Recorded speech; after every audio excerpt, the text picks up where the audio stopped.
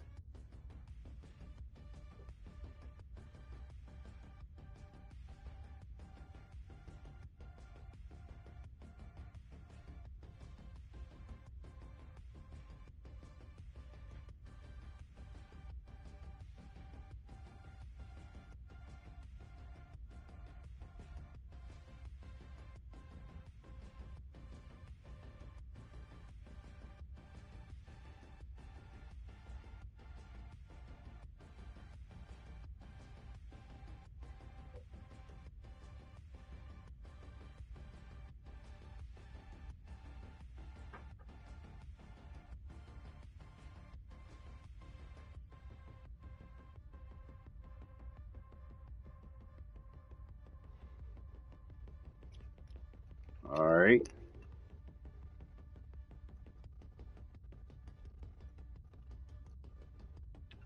Got my libations pulled up. You know what I'm saying? Pulled up and rolled up.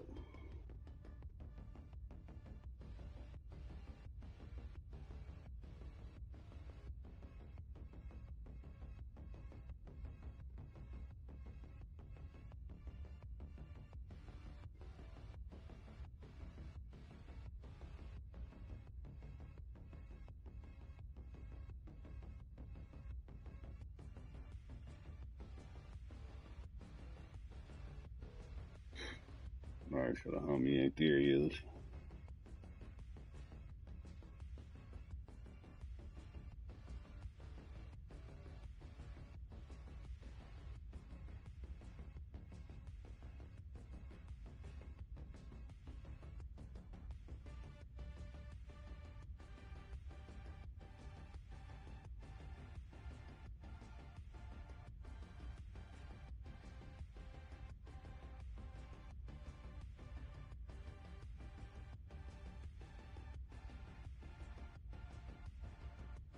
Hey, come on, baby. It's time to eat, baby. Hey, 16's like a breeze. I can do this shit with ease. Hard liquor with the flow, yeah. I can never freeze. Been cold like 4 degrees. Your bones are harder than Mississippi. Trying to hold in the sneeze. Every day I pour out that coffee and roll the weed. Whether I'm in that Vicky, that always roll up the sleeves. Only fucking problem is I don't know when to leave. Smell it on me through the house. Round the baby making the sneeze shit. I'm trying to get it out. Tired of renting, bitch. I'm trying to get a house. Scale it up until we playing with big amounts. That's when I traded that Corolla. Swap it for a winter bagel. Then we out. I'm trying to see what that's about. While the world is at war, we can be rolling around the country like a tour. Different city waiting at the front door. Be like Dora the Explorer. Come on, tell me how much more can we endure? What we need becoming more than we can afford. Gotta put something on the board. Keep the mind clean, sweep the floors. Cause if we in it every day, then we...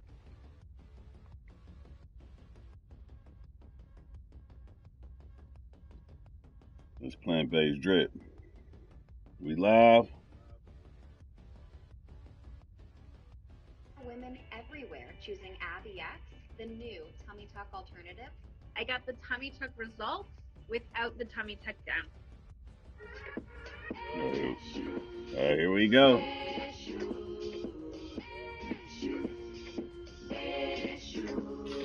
Uh-oh.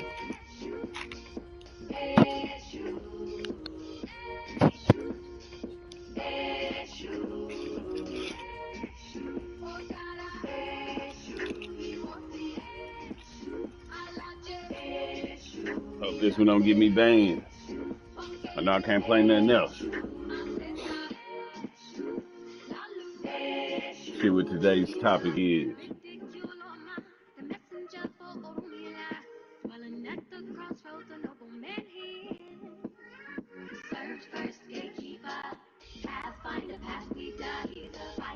After extracting the location of the boss, next in charge from the messenger, Babyface and Droney cut through the church on their way to confront him at the nightclub. As y'all can see, this 27 out of 40. There's a lot more meat left on this bone I didn't know. But fuck, we about to run it. How we starting? Betrayal trauma is long-term enough. It sort of has this really kind of big wide web around it that in essence, a person experiencing betrayal trauma will say, I was married to a stranger, or my family member is a stranger, or it's just sort of this what just happened kind of thing. Yeah. And a person kind of walking through their life kind of hollowed out, looking like a deer in the headlights, because it's not just as simple as somebody wakes up one day and says, you know what, this marriage isn't working anymore. It's not that, and you're kind of sad and like, where did this come from? But there is no other person. You really truly did grow apart. This is something very, very different, sort of deceit upon deceit upon deceit. Wow.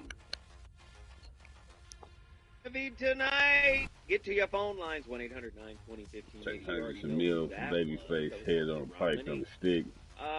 This topic, once again, I want to shout out all of the people in the chat room, all of the people all over the nation who call in regular, sharing their thoughts, their opinions. Oh shit. A lot of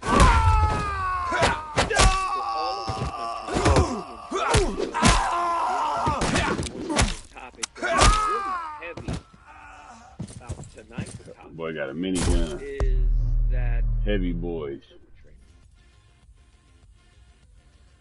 I believe that I have caused betrayal trauma. Fuck.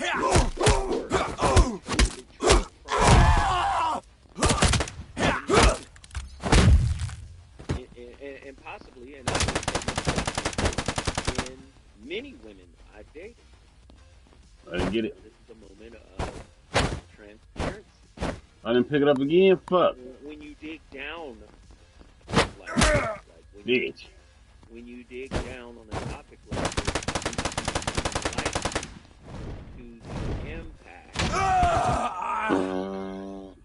your damn, and how that behavior shit.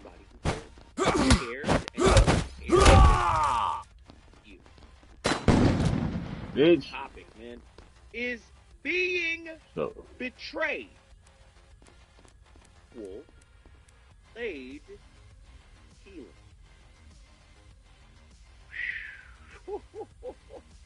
Is being betrayed equal to delayed development?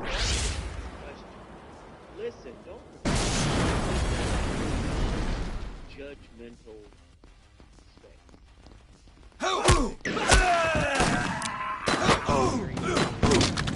Matter will not be judged.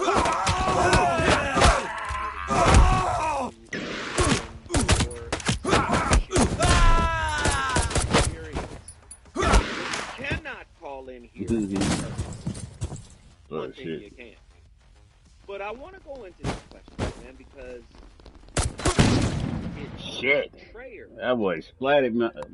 Got splatted. Wounded as well. Especially if the betrayal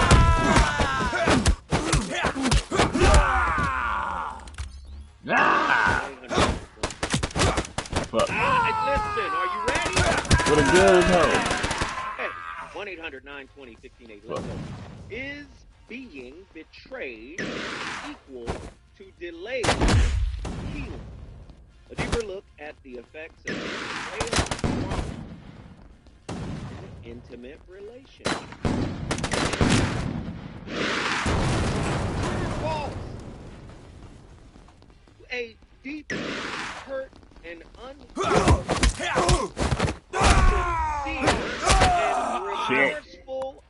apology has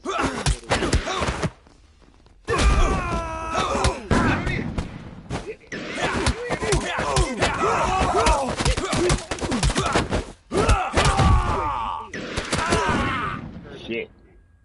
A sincere and remorseful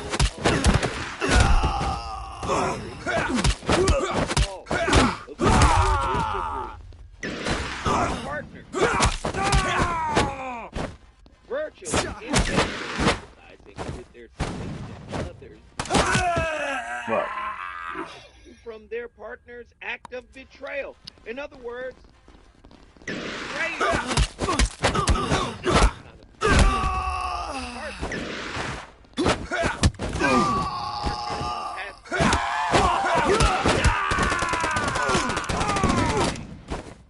Possible? Should they empathizing with the betrayers because of his actions? Are you fucking serious? What does betrayal do to a person?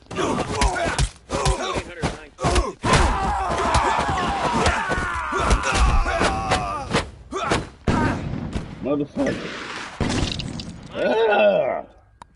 Fear.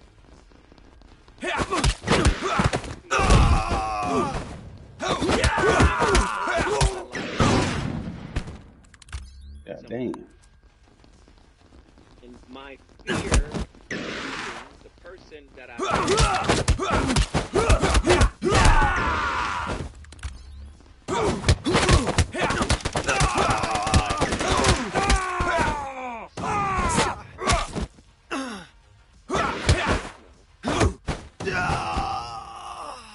relationship moves forward. Lie. Came like a radioactive isotope and contaminated the whole union. Listen. 800-920-1580. Tonight. Call me. Put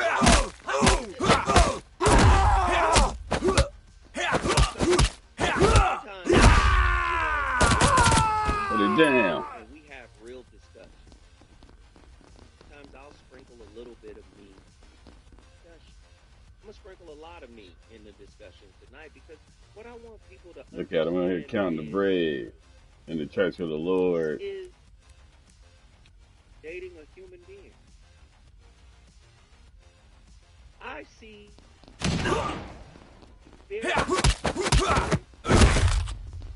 got another one in there? No? to date another human being. Date a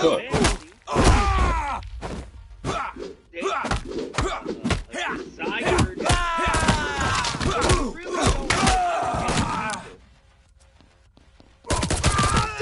relationship with ourselves, mistreat ourselves. Look at all this money. That's stacks. So it's creating parts of yourself.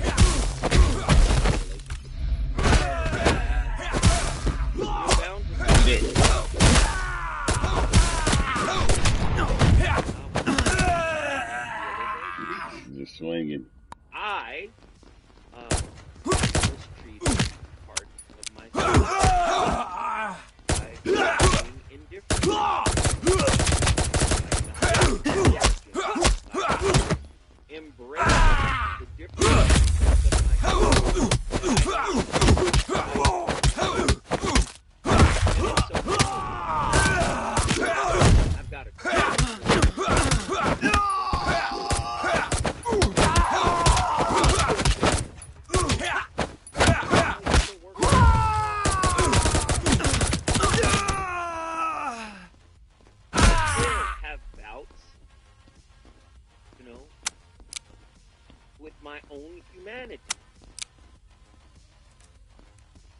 to me now. What factors? Are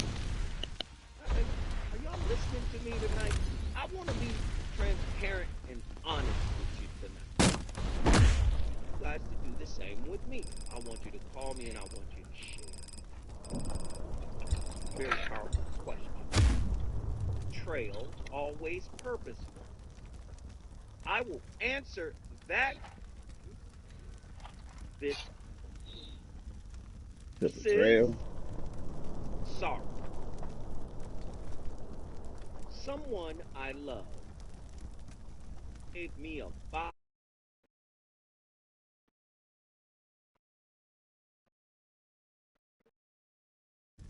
Gift. It's by Mary. 1-800-920-1580. Get to your phone lines. Call me, call me, call me.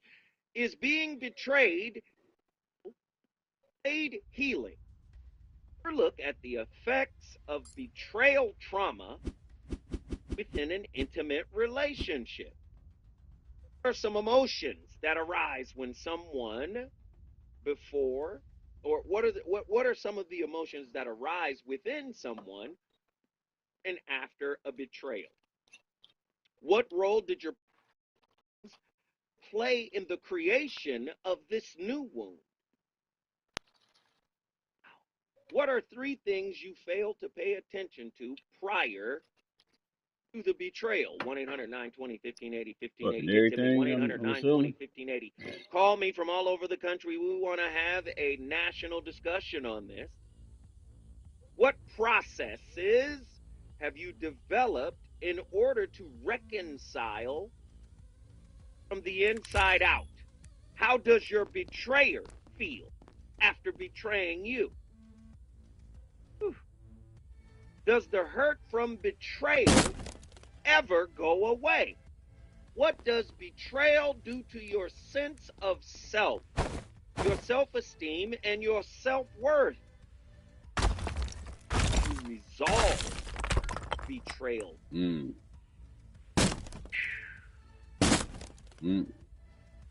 Not powerful. Andy, are these some crazy stuff?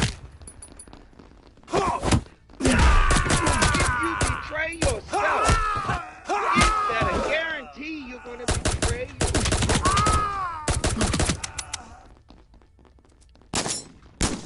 yourself? Shit.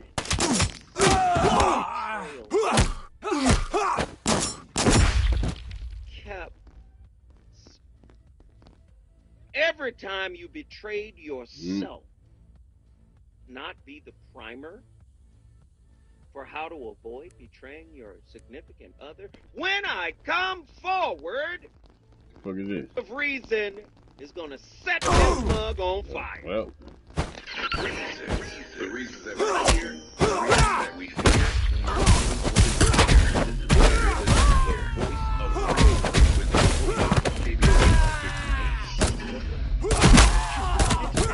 and she's good. I've already put on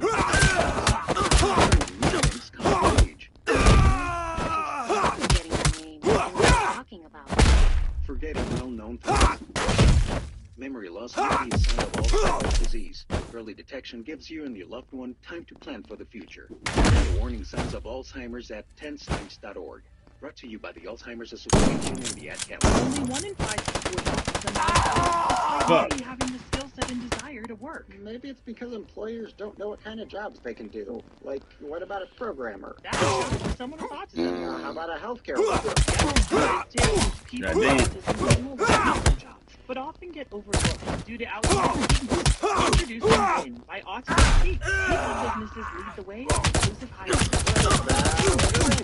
To learn more, go to autismspeaks.org/win. No young person should ever have to worry about having a safe place to sleep at night, or whether anyone cares about it. But the reality is, 1 in 10 young adults will For over 15 years, Covenant House has been and giving them the support and tools they need. To learn more, shit. Thank you for caring. Hey, son. How are you feeling?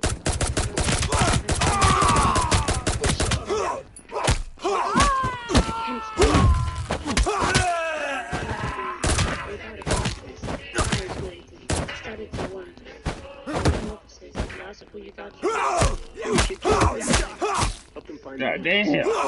Damn. Tips like to start a conversation. If you're like me, Where are some bullets from? especially here at the supermarket and Where you at, you big huggy? Ah! BreastandPoundBenefitsCheckup.org. It's a free and confidential website from the National Council on Aging that connected me to $1,200 a year in programs that help pay for food, medicine, utilities, and more. Maybe it can help you. BenefitsCheckup.org. Anyone can choose to make a difference. Help people succeed, rebuild after disasters, protect the environment, or feed the hungry. Not only will you make a difference for others, but for yourself. You're gonna come back with some music. I gotta cut this shit down, or I ain't gonna be able to get my shit through. And make friendships that last a lifetime. Make a difference. Choose your future. Choose America. You know you want some more. It's the voice of reason with Zoe Williams on KBLA Talk 1580. I can't play no music. They gonna strike me.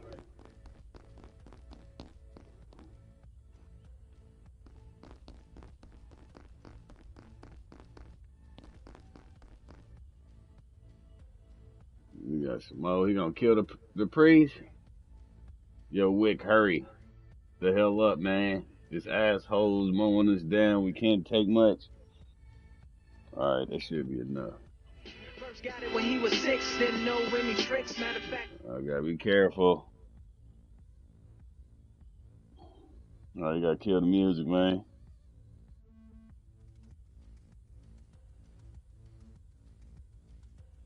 He said it was something so appealing, he couldn't fight the feeling. It's kick, push, Lupe Fiasco.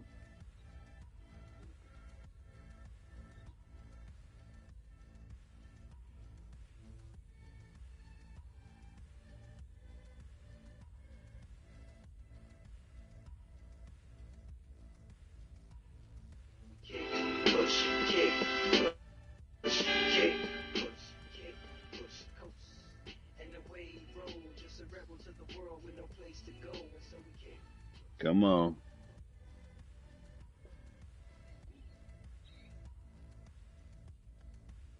Gonna play the whole song, nigga?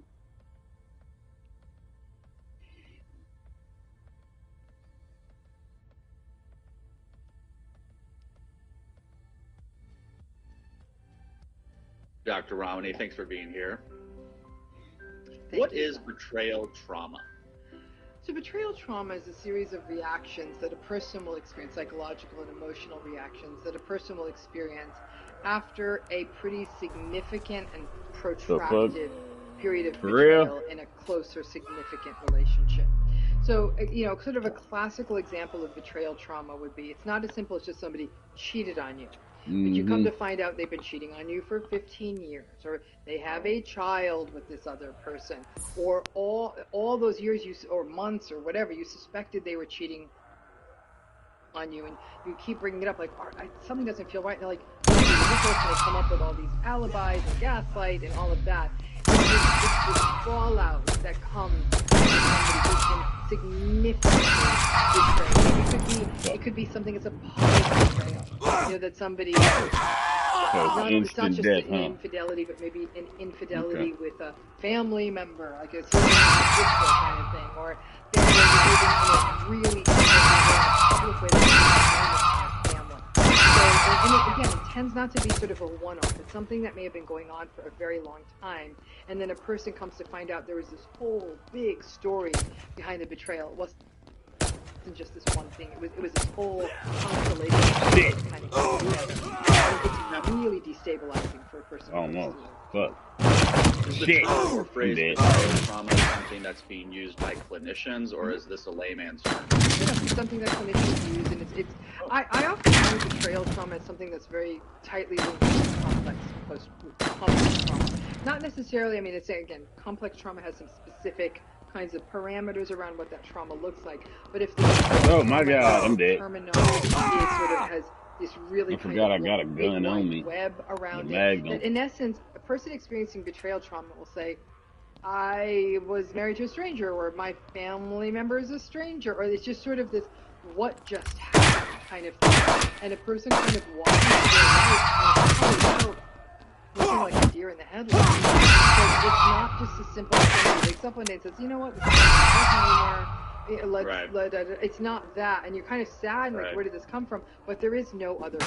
They really, truly did grow apart. This is something very, very different, sort of deceit upon deceit upon deceit. They didn't do it. I understand that. So how does somebody respond differently from a versus a more standard trauma, like getting a divorce? That kind of I think that what gets tricky is, like, again, this word trauma, and without religion, somebody saying, hey, we've been growing apart, now you want to take this job to a different city. I think we need to talk about is that traumatic? It's certainly upsetting. Wow!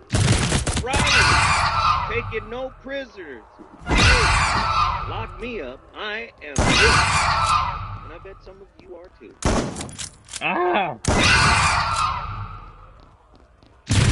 Very heavy. Trauma within intimate relationships can have a profound and lasting effect on individuals.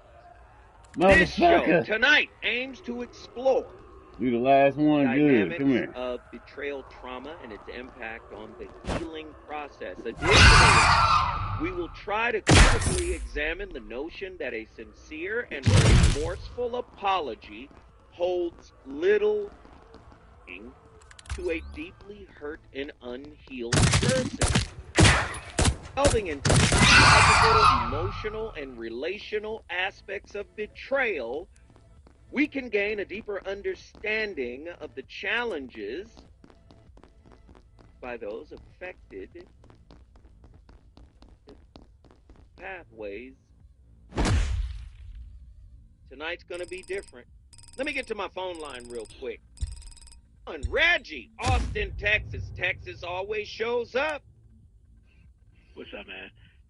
You asked a bunch of questions before. Let me just start with the couple of questions that I can answer. Whenever you lie, I think it shows that you are disconnected from yourself, your physical self, your mental self, your spiritual self. And so one of those three, or a combination of those three, is off kilter. And because it's off kilter, I don't think all of you meant to do what you did. I think a portion of you meant to do what you did. And because you're out of order with yourself, that's probably why you did what you did. And so you have to ask yourself, all right, what scenario prompted me to do what I did? Like, if you can't understand the emotions that you're going through when you're in a certain situation, you may lie to get out of that situation because you can't stand or understand your feelings. And because you can't understand your feelings, you'll tell a lie to kind of just get out of the situation. All right, so your mind is say, okay, I was in this situation and it's not bigger than me. And know that the situation, and know that your world is not so small, so that you don't react the same way and tell that lie to get out of it. Right. You see what I'm saying? And that takes honesty, and it takes somebody that's strength. Absolutely, all of that. Yeah. I mean, that's what it takes.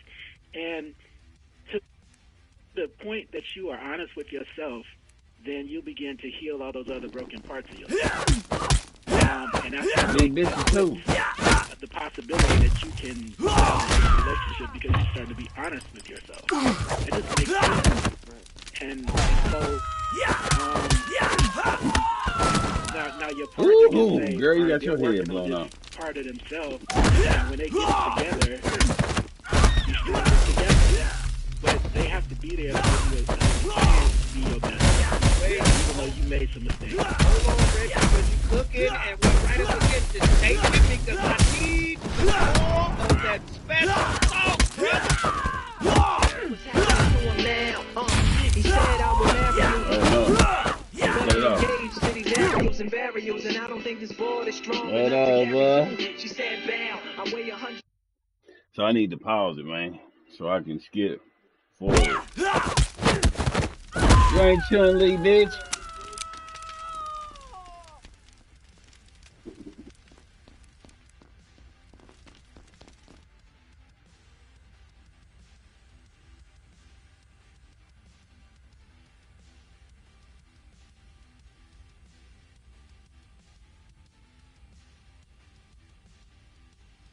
Get over here. Okay.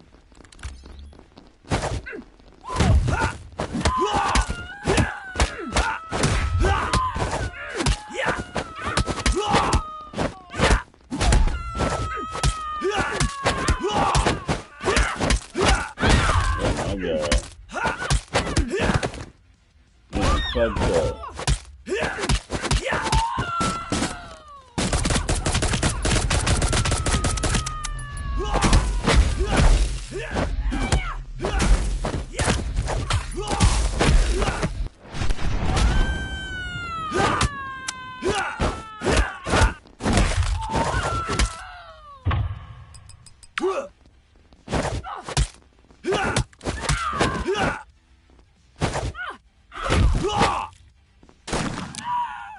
The motherfucker fell outside the map.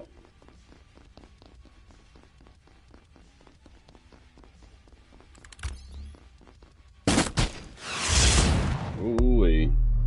The Scorpion Queen, okay.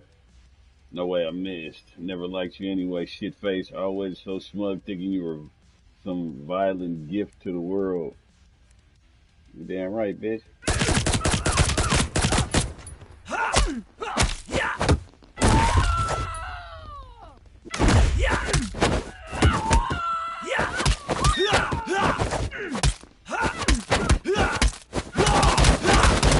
Ooh, ultra combo.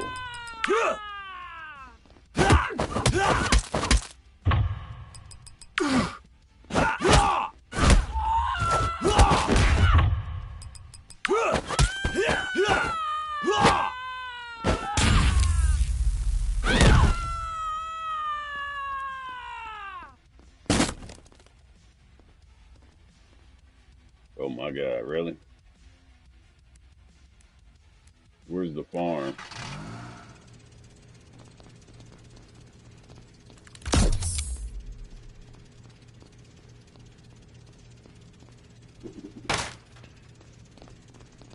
Oh my God. Damn. Y'all gonna fight in front of this shit? Y'all know what y'all asking for, right?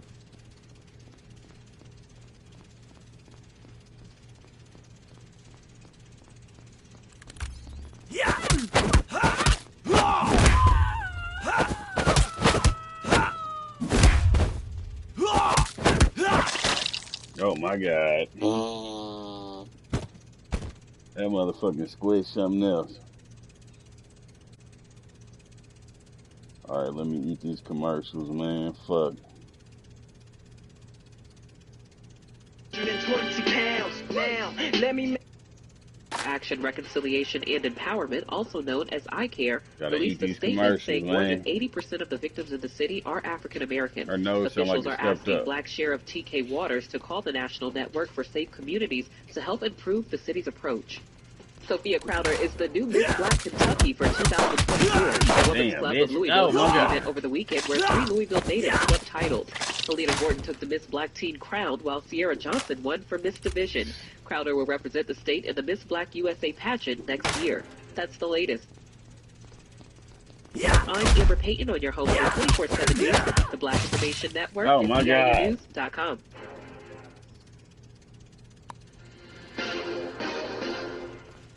Now your ideas don't have to wait.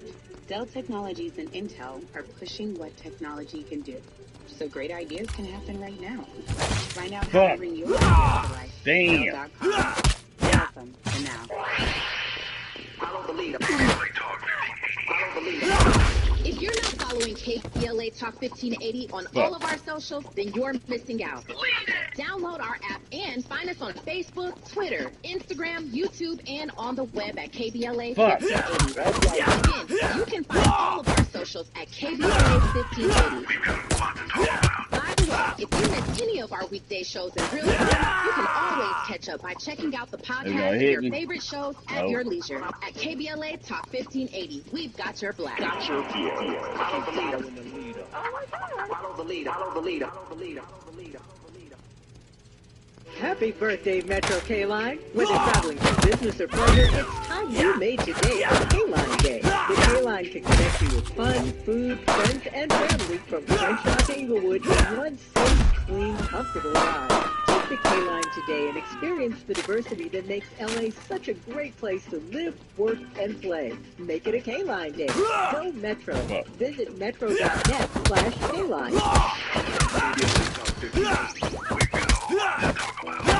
KBLA Talk 1580 believes in community empowerment through the arts. Tia Chucha Central Cultural is on a mission to transform community in the Northeast San Fernando Valley and beyond through ancestral knowledge, the arts, literacy, and creative engagement. The Northeast San Fernando Valley has a population of about 500,000, the size of the city of Oakland, yet it has no bookstores, art galleries, or full-fledged cultural spaces until Tia Chuchas opened its doors in 2001. Founded by renowned poet and activist Luis Rodriguez, Tia Chucha's Cultural Center provides the year-round free or low-cost arts and literacy bilingual intergenerational programming in mural painting, music, dance, writing, visual arts, healing art sessions, and healing talking circles. Oh my God. Also include What the fuck? Aztec dance, what am I supposed to do? cosmology, philosophy, and 2 weekly open mic nights, one in Spanish, the other in English. In addition, they host author readings, film screenings, and art exhibits. To express yourself, heal yourself, attend an event, or volunteer, please visit www.tiachucha.org. Like that. That's TIACHUCHA.org. This is a community call to action from KBLA Talk 1580. It's Susan G. Komen. Oh, Ending cancer needs all of us this working game's together. on some bullshit. If you've been diagnosed and don't know where to turn, we've got you. If you can't afford the treatment, Pressing R1 to pick this shit up. you. And if you are driven to honor the loved one you've just lost, we have a place for you here. Because of you, we're supporting those who need help today while tirelessly searching for tomorrow's cure. Visit org and be part of our Susan G. Komen community today. KBLA Talk 1580. KBLA Talk 1580, connecting you with services and solutions. Legal Aid Foundation of Los Angeles is a nonprofit law firm that protects and advances the rights of the most leveling the playing field and ensuring that everyone can have access to the justice system.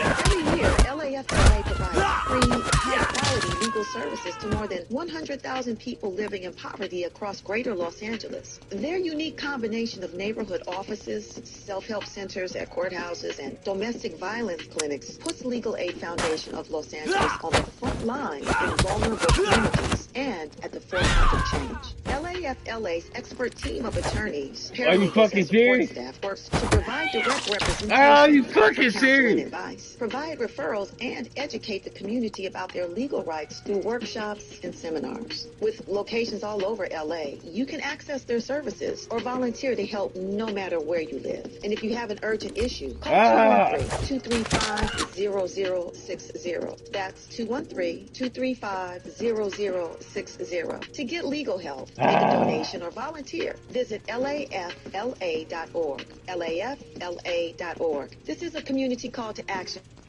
for KBLA Talk 1580.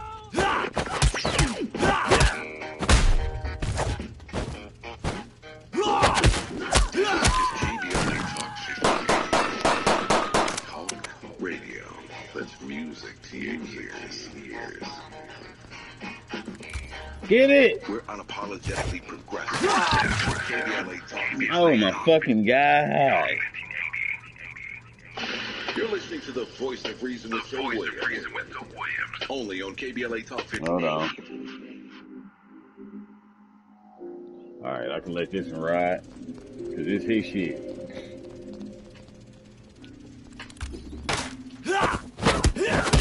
Shit.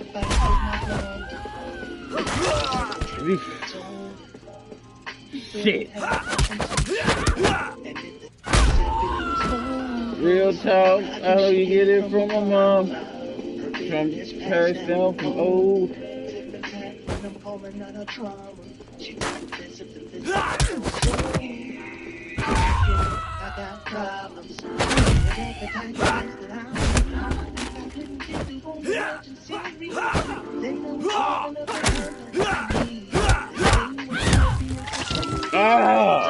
I try to roll out.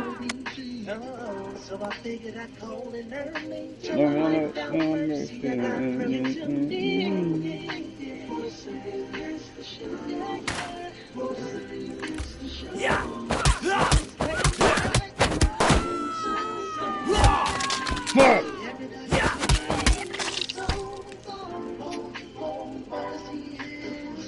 I wanted to box.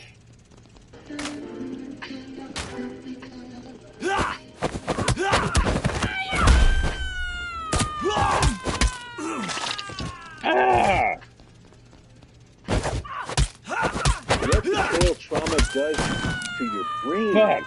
When someone has been betrayed, let's talk about what betrayal is.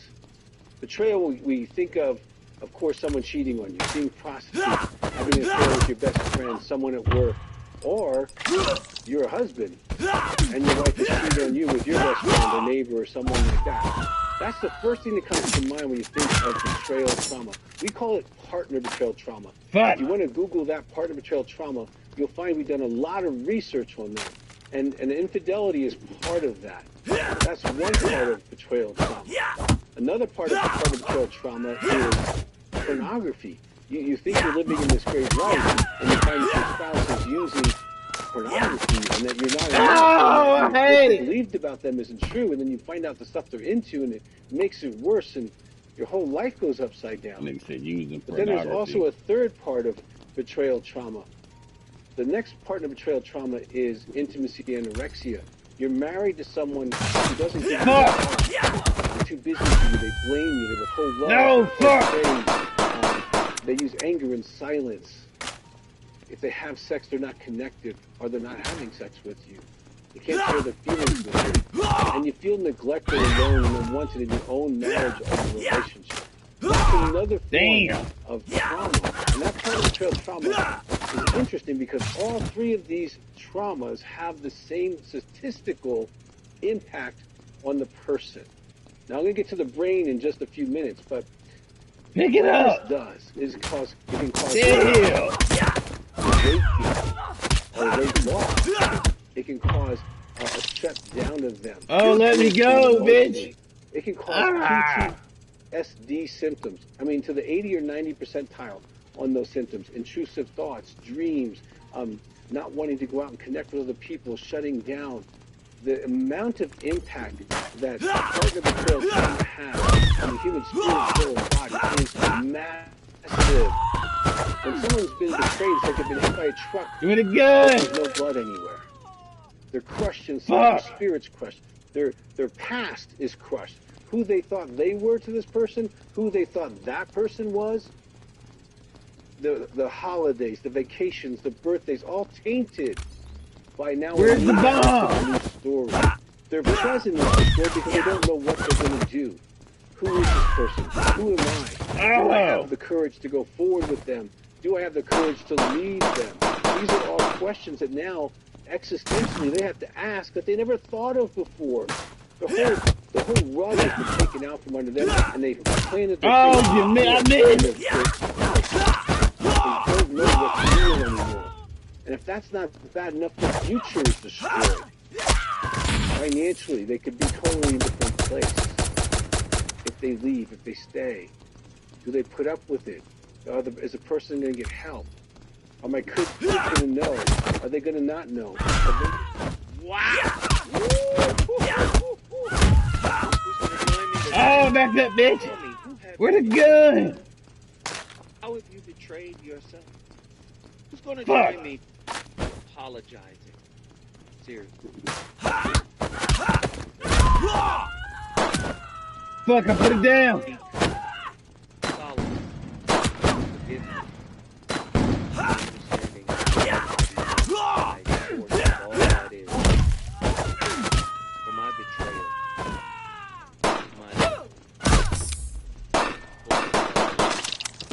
fuck. When I betrayed you, I betrayed God.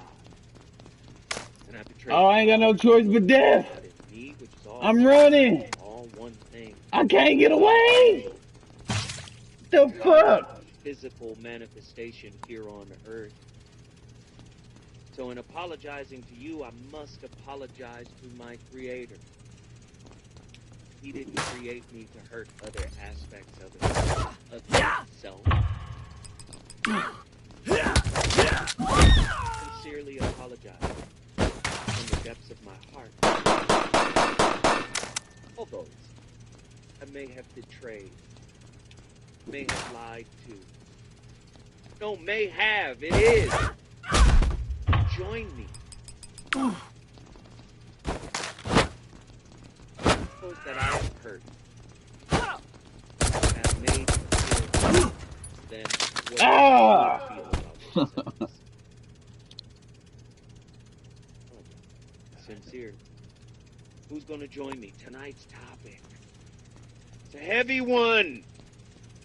I'm trying to put our humanity front and center here on this show. Fuck! I was supposed to pick it up. Where, I mean, everybody can say, oh, you shouldn't lie. Everybody can say it's wrong. Right? Everybody can tell you what to do. Okay? Because there's a limited amount of articulable Dang. right? There's a limited amount of knowledge that can be articulated amongst the mass. It's not a lot of knowledge easily articulated, right? Somebody can say something that looks like the right thing to say, right? Except when it comes to taking your own responsibility for your own missteps. The bigger picture of these types of shows is how do I maintain a loving relationship with myself and another human being. Key point is human being. Tonight is being betrayed, equal, laid healing. A deeper look at the effects of betrayal trauma within an intimate relationship. This is heavy stuff tonight. Let me get my brother back in here. Reggie, Austin, Texas, get in here and cook. Yeah, an honest apology goes a long way. A long way. When that apology is combined with owning your stuff and owning your part in what you did to make the situation what it is, and what you can do to improve the situation, that all is connected. Because, I mean, you have to have some kind of action to manage. No, that's the gun. Fuck. And you're maintaining the relationship with yourself and somebody else. And the best from one day to the next is relative. So give yourself some grace, saying that, okay, my best today may not be my best tomorrow. And it just continues to grow and grow and grow. But I know if I do the right thing enough times, then I'll develop the best parts of myself. God. And that's all you can do, man. And going back to what I said before, yeah, it takes courage on your part, but it also takes courage and integrity on the other person's part. It's combined.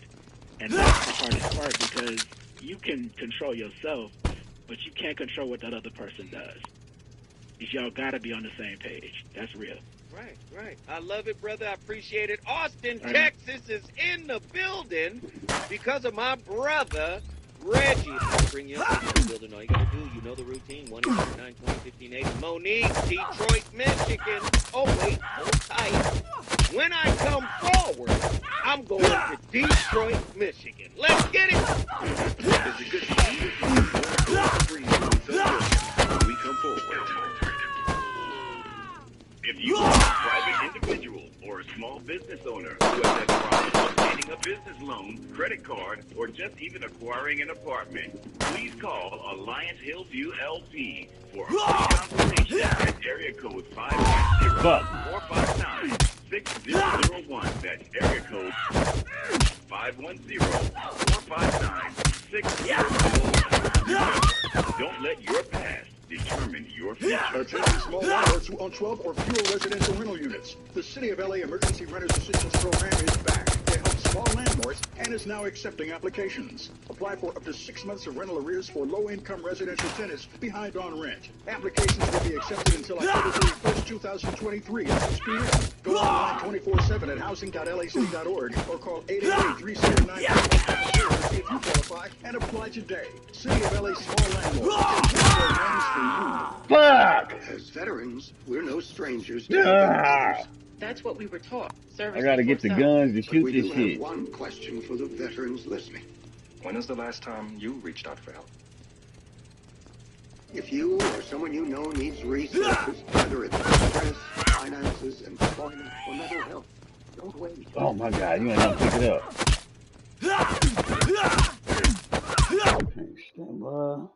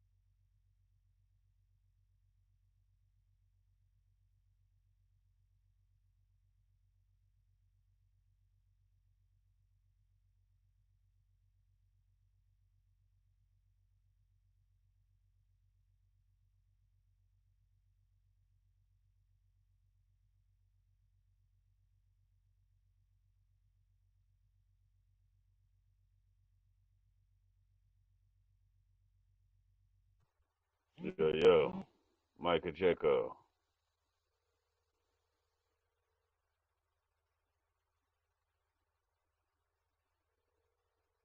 All right.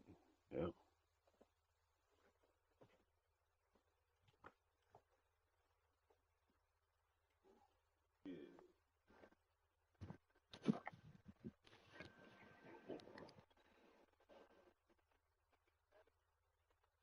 You said what?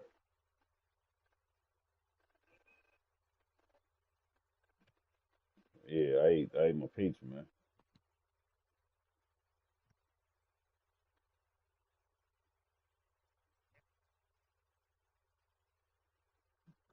Wow, what's up? KBLA Talk 1580. We've got a lot to talk about. KBLA Talk 1580, connecting you with services and solutions because we've got your back. Listen, if you're one of the more than 100,000 California tenants who were rejected or delayed when applying for COVID assistance, you've got a second chance. Under the terms of a new settlement, California's Housing and Development Department agreed to audit past denials.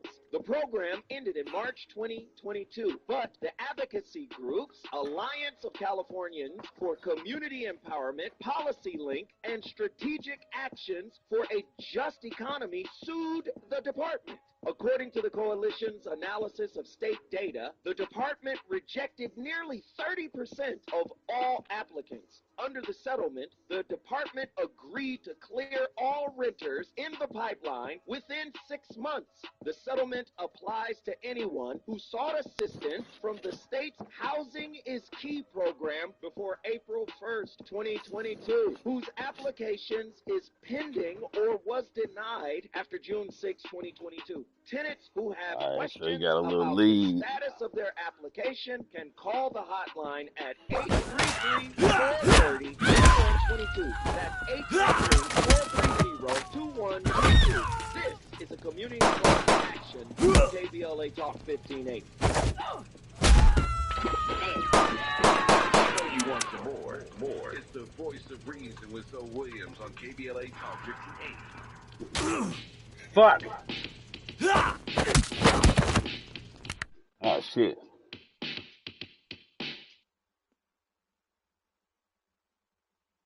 Oh, fuck, I fucked up.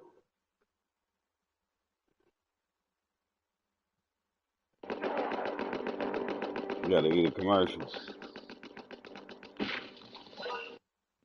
If that's taking time, if that's self-care, we've got your black. Listen up. If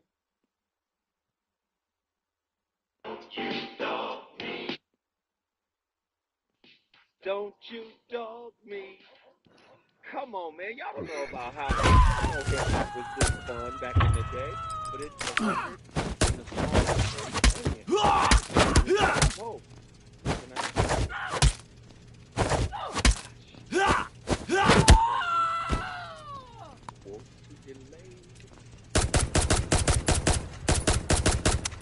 All of them ain't registering. Man, I want to get him in here right now. Monique, Detroit, get in here.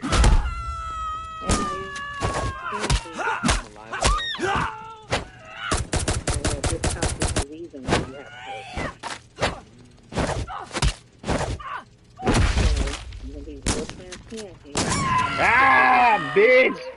Ah! No cursing. No, I don't curse like that. Okay, cool.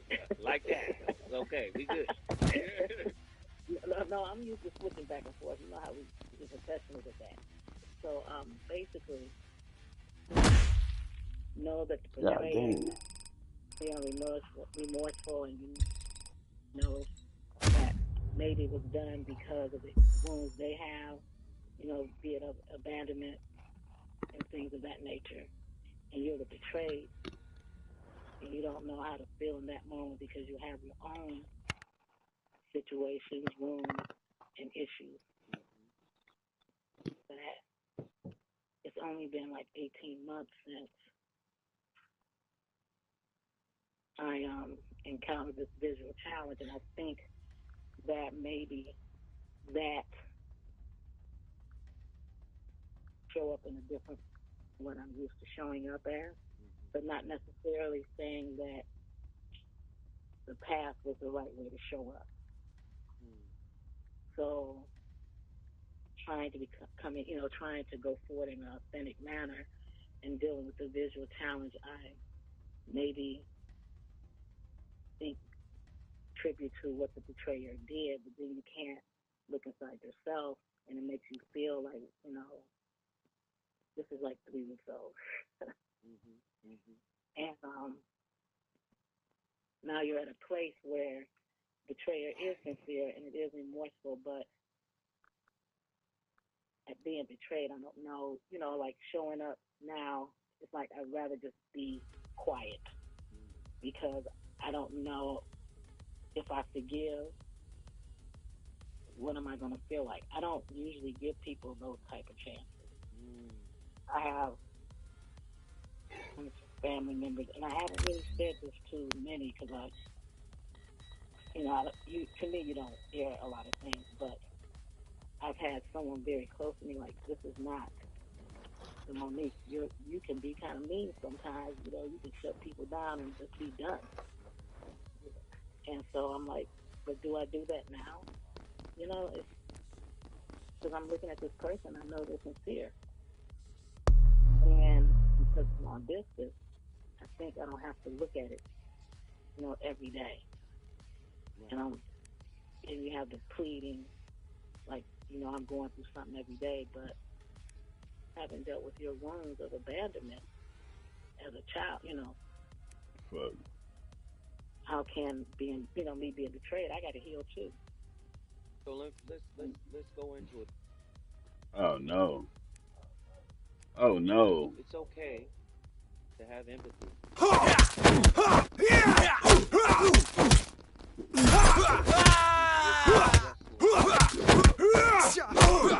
Shit.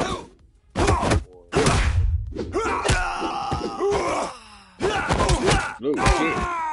Ooh, I was trying to pick up the gold toofuses. Put salve on your spirit. I'm learning this from my own experience. To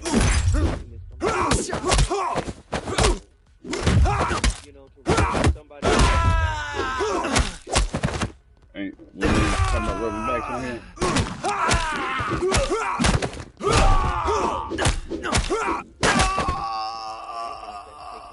Broke that bitch on his head, nigga. Disappearing for a while. Whatever you need. We're out there on the dance floor getting it. Spirit in alignment That nigga got a with knife. your understanding of it, you've got to do that. And well, go ahead. No, I'm saying, and someone is sincerely remorseful prayer. They may come in with this energy like me. I'll come in with the energy of fun. We can Ravers. fix it. We can heal it. Let's go. Pep talk time. The reality of it is, fuck. I want it to be healed. I feel guilty because it was broken because of my actions anyway. But the reality of it is, to heal from failed trauma, there must be space and My boy Don Tripp dropping music. Lesson that even I had to learn. There must be space, regardless of what the desire is. Space for the partner to be able, for the betrayed person. Processing through because they can't do that and betrayal.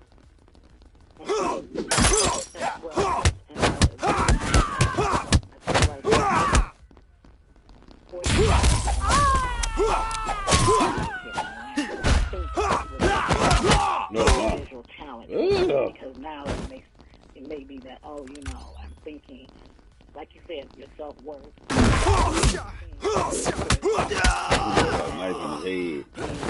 I don't think the person's not a pep talk. Feel like somebody needs to stand still for a moment to see what is going to, what's going to happen. Like you said, I have to heal spiritually in all areas because it at the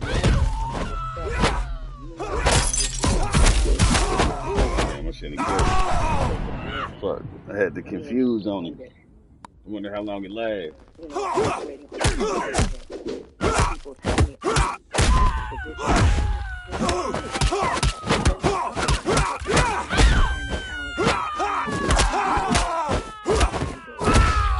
Muay Thai.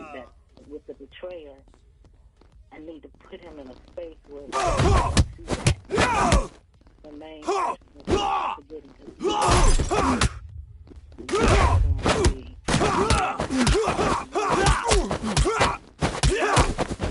Fuck. If indeed decided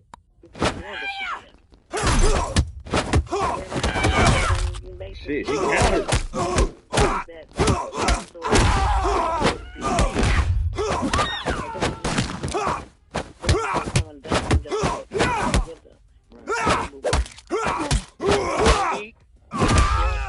Michigan in the building. I appreciate you so much for your call. Thank you for your transparency. This is a heavy topic tonight. We appreciate everybody for calling in. Oh my God. In the building. All you gotta do is call it 1-800-920. When I come forward, more on the phone line. These motherfuckers got some moves.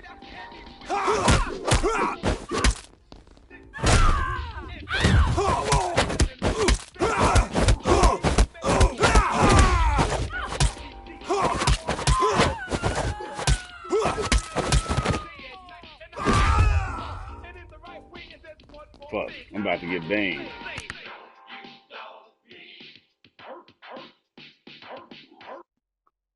Motherfuckers about to fucking bam the shit.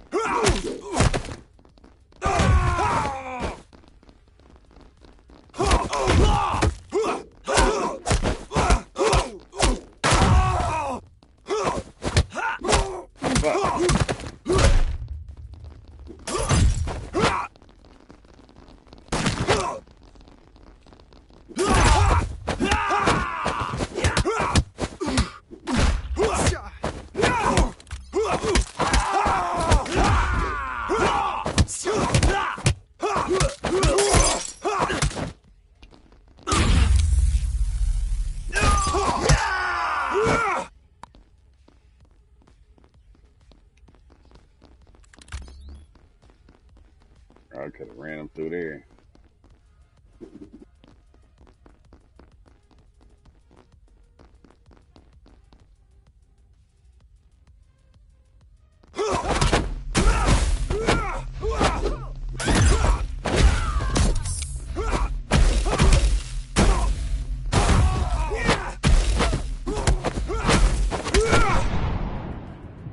Motherfucker heads explode. Dr. Maker.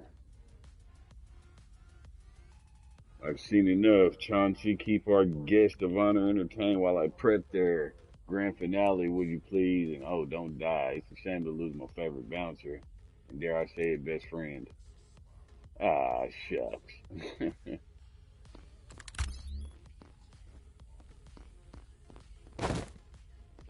Hold on before I jump down there.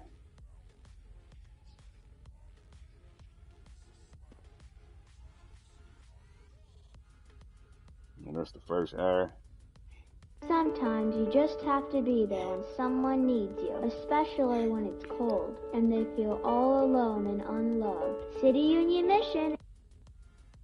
Healing isn't just hopeful or possible. It's predictable.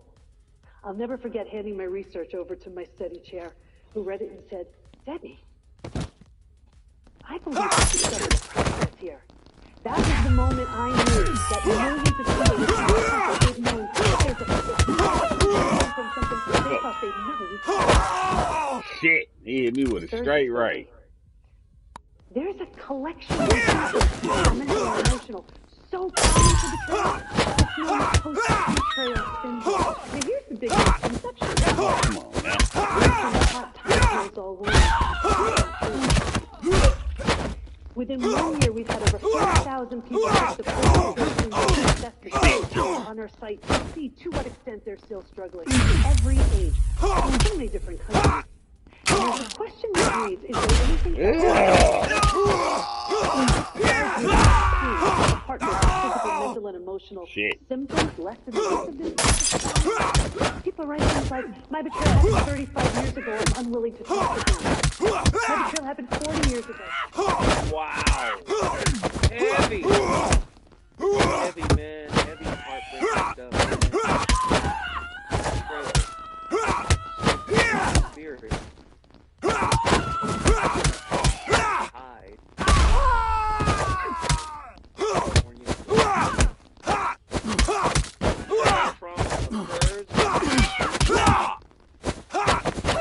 This is a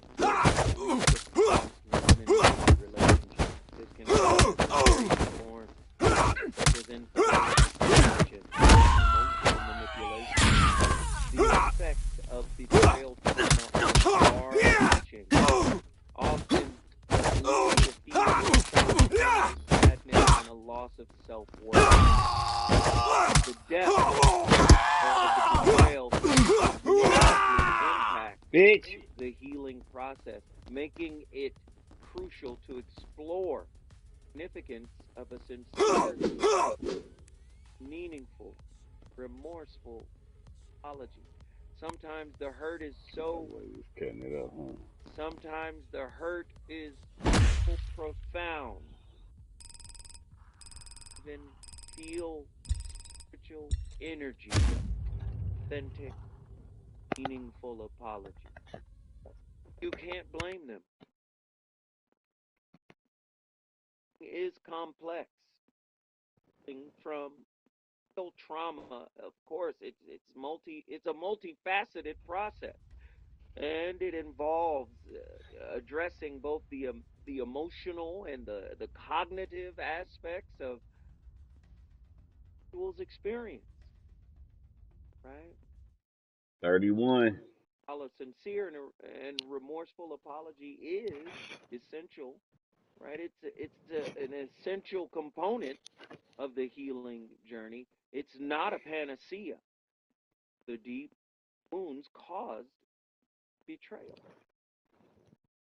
A hurt individual may struggle to trust sincerity of the apology due to profound breach of trust. You know, emotional healing is very difficult because you have to understand vulnerability itself means the wound from its etymological root. Ability, the word means wound. Bitch. Open up, you know. Betrayed. People like me, a person who has no intention to hurt anybody, when your shadow creeps up on you and chokes you out in a moment when you're supposed to make a decision, there are no excuses for it. You still do what you want to do, right? It's hard for people to say, wow, how can I love again? How can I open up to you again? How can I trust you again? You understand?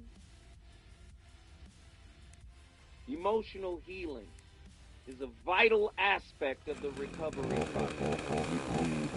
A deeply hurt individual may be grappling with a range of emotions, including anger, sadness, and fear. Emotions. Fuck out of here, motherfucker. Question the authenticity and long-term commitment.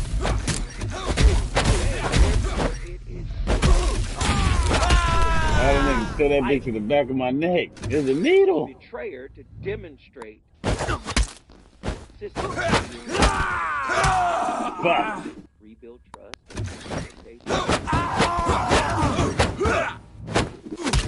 Fuck.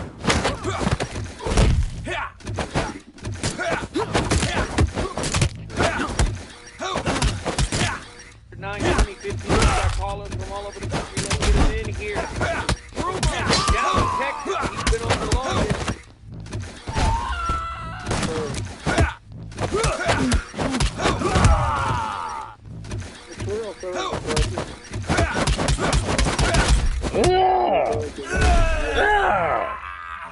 You allow it to.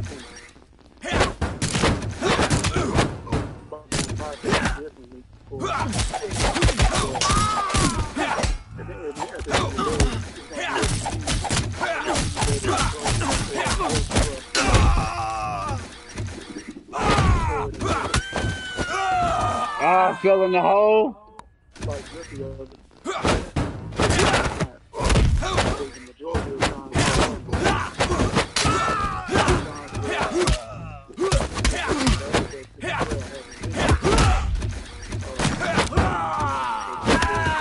Fuck.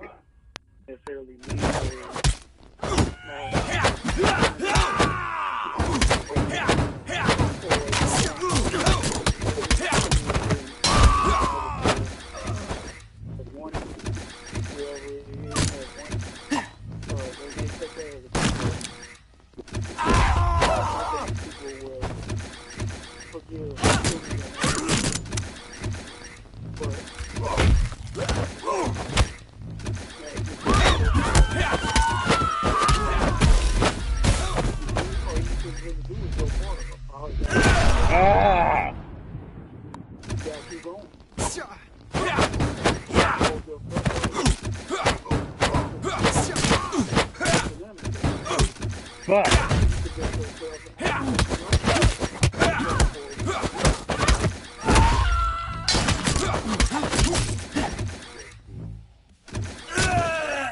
Shit.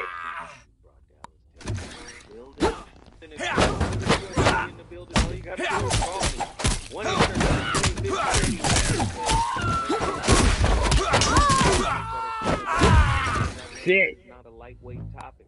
I know this is right now, and I understand.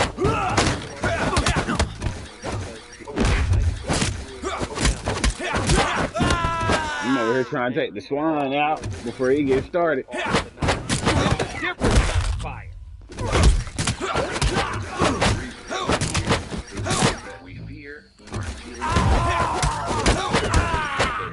Fuck!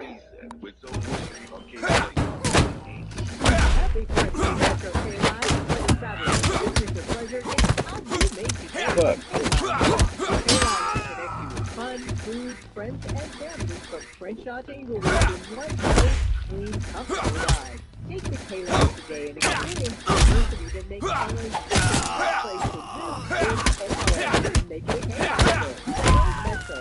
Visit metro.net/K-Line.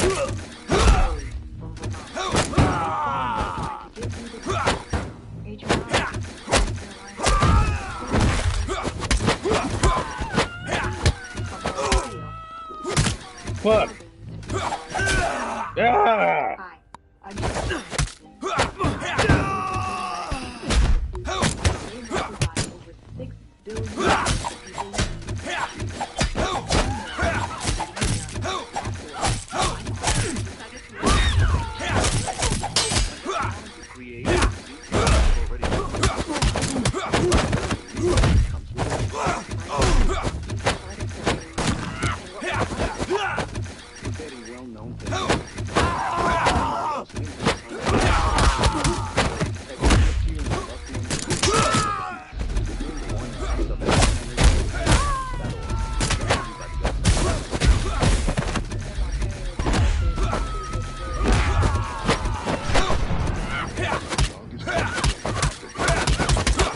Worker!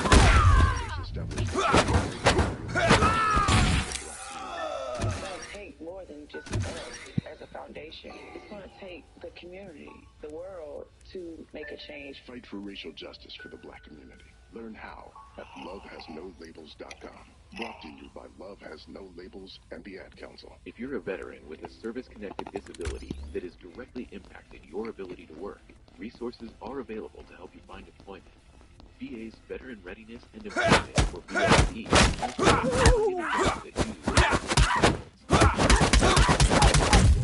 field. Help you to choose the right education or training options for a new career. Let's get VRE for you. Visiting VA.gov. One in 4 Americans today are living with a disability. I know people with disabilities are extremely motherfuckers. And we've got a trusted ally on our side, an organization we can rely on. Easterfield. Easterfield is leading the way I got guns. Inclusion and access to health care, employment, and education for people with disabilities. Get the fucking gun, man. Learn more and get more.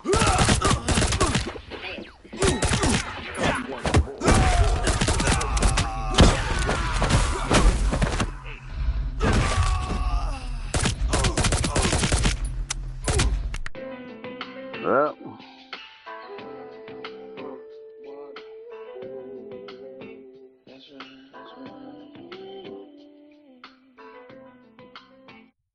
gotta pause it, man. You're gonna get fucking booted.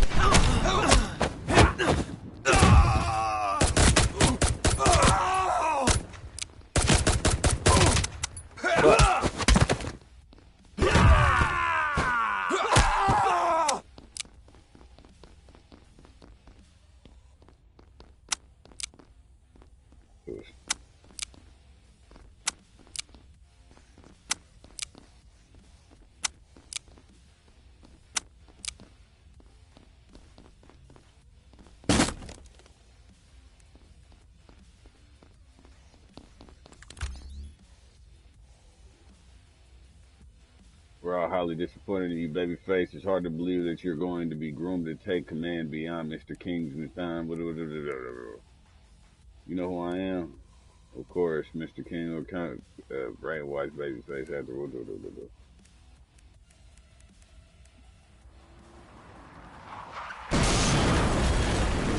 ran him over.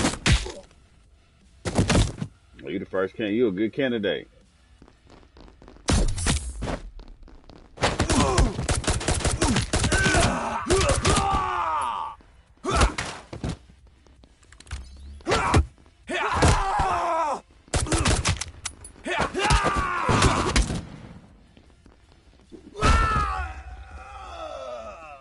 Shit.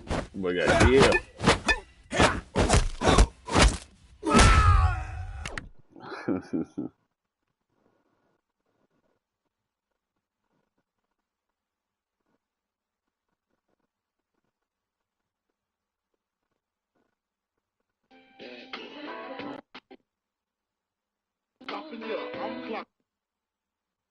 You know.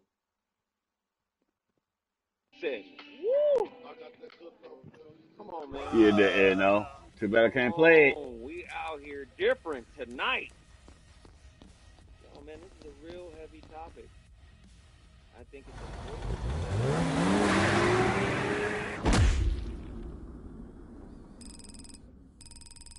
The severity of what happened, you know. Yeah, A minus. Right? In relationships, right? There's healing, right? We're talking about, does this betrayal trauma create a delayed ability to heal? And what I'm trying to paint here, the picture that I'm trying to paint, is really simple. And that picture is, if you betrayed someone, and like I said, this is a lesson that I'm learning, that I've learned, but I'm learning. If you betrayed someone, you got to give them all the time they need. Because as one of the clips that we played earlier stated, time doesn't heal the wounds. It's the work that they put in that heals the wounds. But you still got to give as much time as they need in order to be able to do that. I let cognitive healing involve. Hell no. Cognitive healing involves the reconstruction of one's beliefs, perceptions, and expectations surrounding relationships. So they need time to be able to rebuild myself kind of from the ground up. We got callers on the line. Nikki from Mississippi. Good evening. Nikki, welcome to the show. How are you? Thank you for being here. How are you? Trying, huh?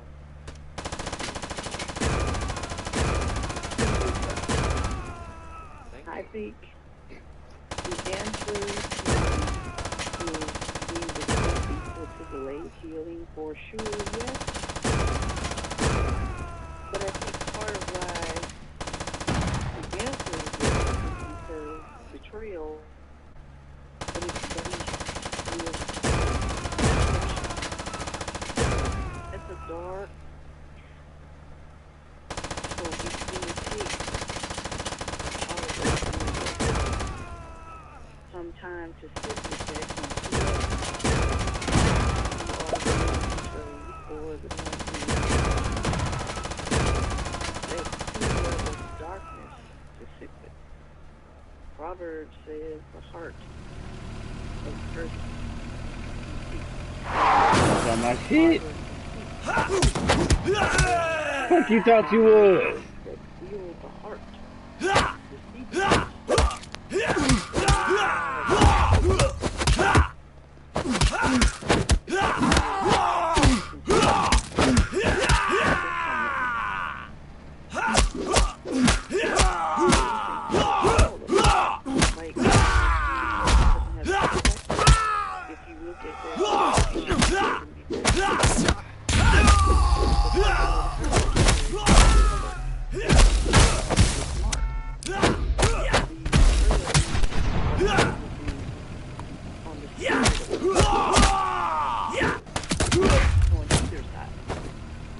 Can't get over there?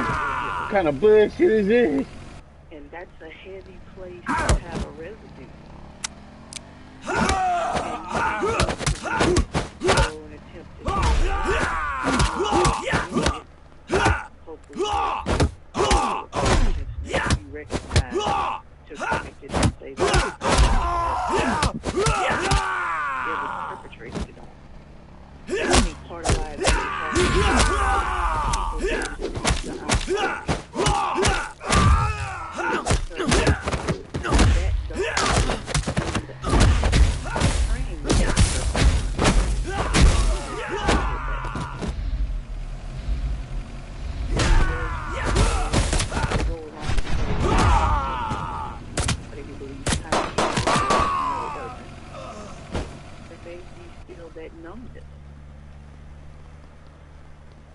That makes it difficult in your heart spirit to receive.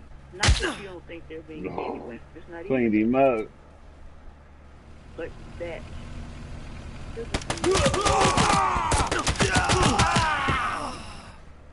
difficult for you to. Motherfucker got 100 rounds, boy.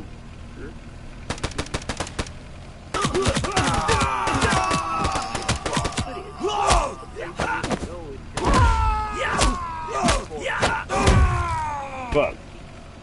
Dark. Yeah. I'm hearing you. You cooking, Nick. Yo, I need this. We all need this. Come on, keep going. What the fuck is this? I mean, you have to have a salve. I was about to come in there and wreck. Nope. In the spirit to heal, to help lift. I mean, it's dark like that. It's such a. If we are God's image, there's no place in ourselves. S-class, baby. But come from the Lord. Whichever one you recognize. So,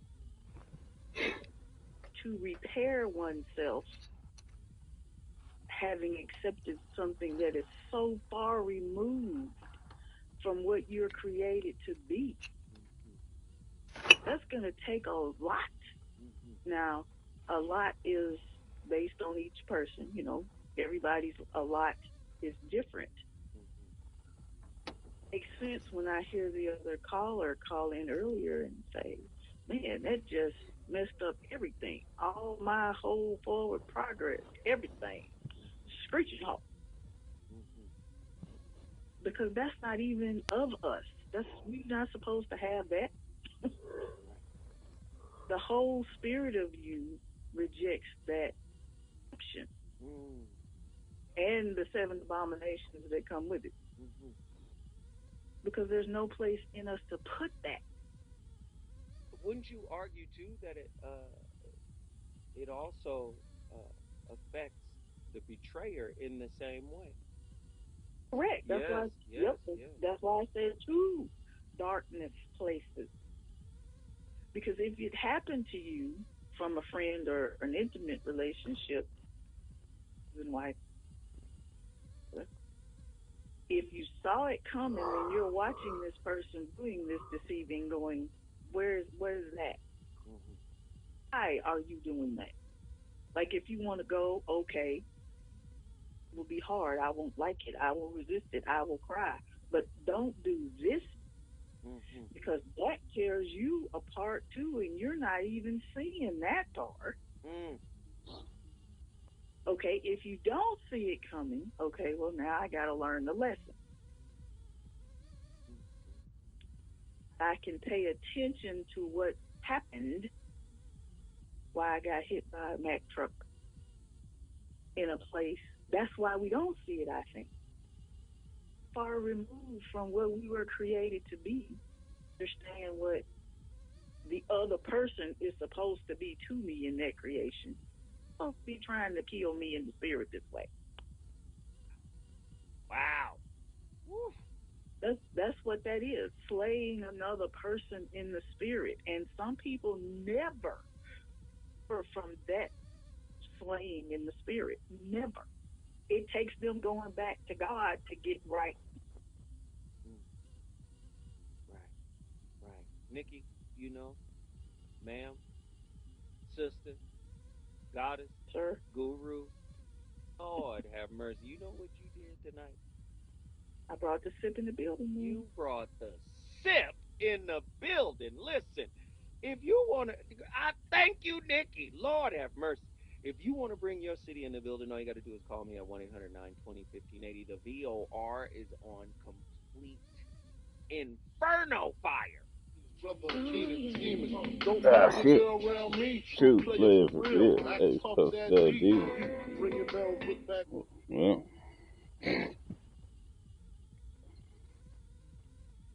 probably didn't have too much syndicated music on here. This shit might be gone already. We'll see tomorrow.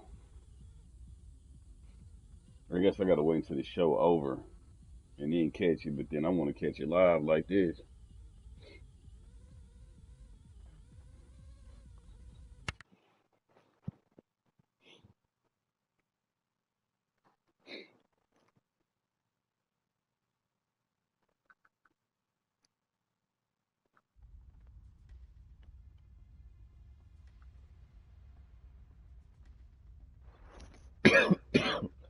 Set a timer for 15 minutes. Well, 15 minutes too long. All right, 15 minutes. Starting. Set a timer for 6 minutes. Sure, 6 minutes. I get the show almost over with. Discovering security surrounding the entrance of the 9th Street Tower, Babyface and Droney breaking into in via building parking garage. Okay.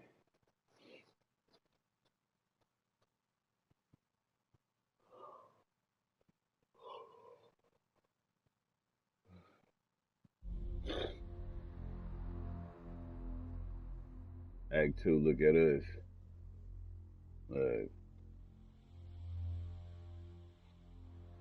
How does it feel, Ghost, to put all of this nonsense out of the world knowing you're lying at every step of the way? Ghost, you need a little help. You hear that, McClune, right? You need help? That's what we're really here for today. Now, make no mistake, you're a cold-blooded, murderous criminal, but you're not in your right mind. We let you talk out. We let you walk out of here and get a lawyer. All of that fun shit, you'll plead insanity, but your body count, will speak differently. We'll have no choice but to paint you as a monster. You will do life if you don't get the death penalty. But that's not really what you want, is it, Mr. Tucker? Oh, that's right. We got a complete picture of you now. You got nowhere to run, nowhere to hide. But if you're telling us the truth, if you quit it with the bullshit rumors about Kingsworthy and confess you were the mastermind of Neo Dawn, Mr. Kingworth himself will see that you go free and that you and your kid are reunited. Kingsworthy is a generous, caring man, Tucker. His only goal in life is to see the people of this world gain a little order and stability. Now, why don't you finish your little story of yours so we can see the light? Then I bet you'll be taking our offer seriously. I certainly hope you wouldn't like the alternative. And the story continues.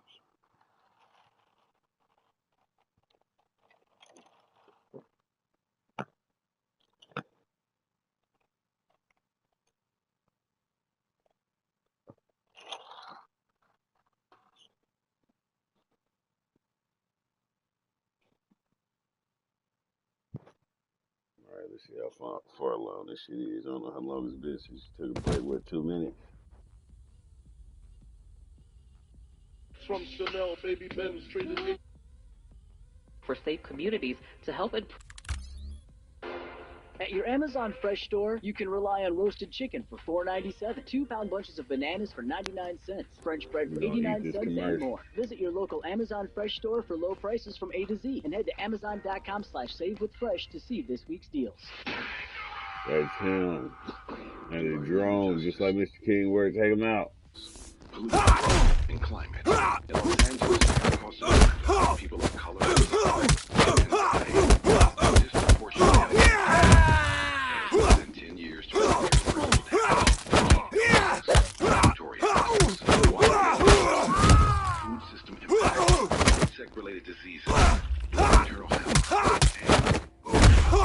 everything, motherfucker. Just say everything.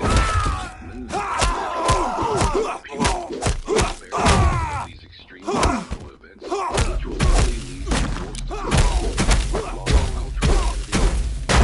other related risks. These realities stay tuned to KBLA. Media, has as a climate catastrophe. Events, empowerment. It's all on the way from unapologetically progressive. KBLA Talk 1580. We don't black down. We level up. Level up, level up, level up, level up, level up, level up, level up, level up, level up, level up, level up, level up.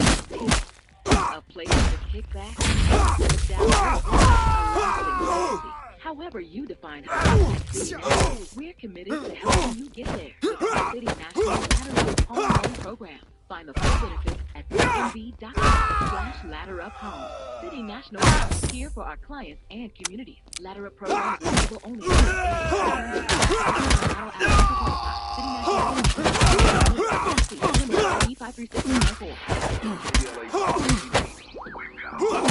Hi, Maisha Cairo here, Kate. Live at Chase Bank on Crenshaw for the business owners Day of Shit. from marketing to capital. Motherfucker with this mate. With Kate Muzio, banking executive and now owner of Luminary, who partnered with Chase to ensure she makes it her business to build community for business owners. I was a banker for 20 years before I decided to become an entrepreneur. I've been over JP Morgan Chase. One of the best things that I had going into my entrepreneurial journey was a bank. What advice are you giving business owners looking for financial backing today? So Chase brings in so much knowledge and opportunity to understand what financial tools are out there for business owners to build, grow, and scale their business. A lot of people will say, well, I need to get a loan. Well, you wouldn't have money to your friend if you didn't know why you needed it. I tell every business owner, you need a business plan, you need financial projections, you need a bank.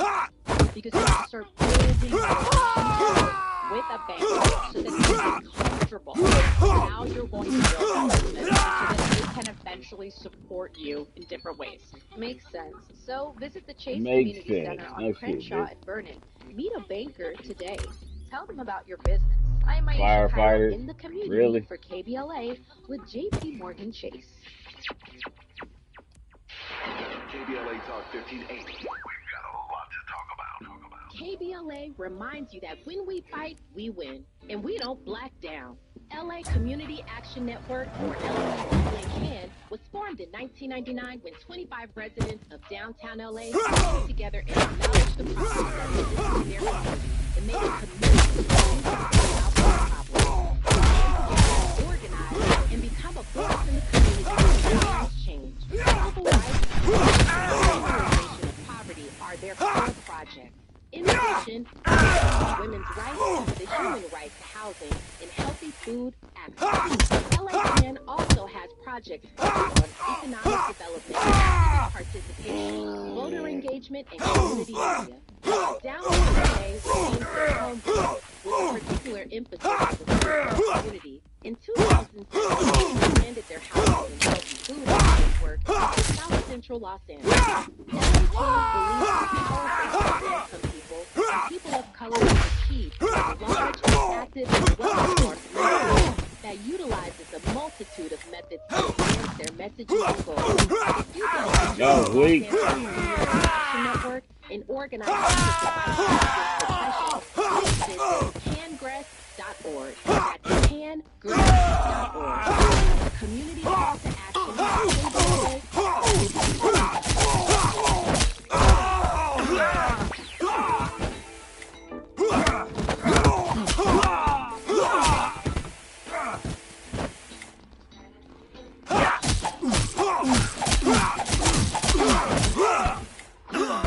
You survived it?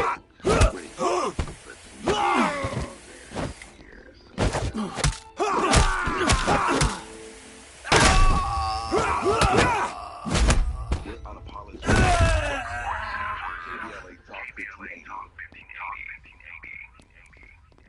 1580. You're listening to the Voice of Reason with Joe Williams. Only on KBLA Talk 1580.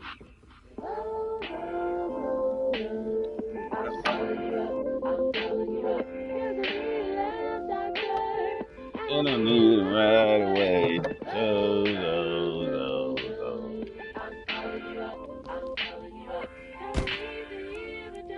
The voice of reason.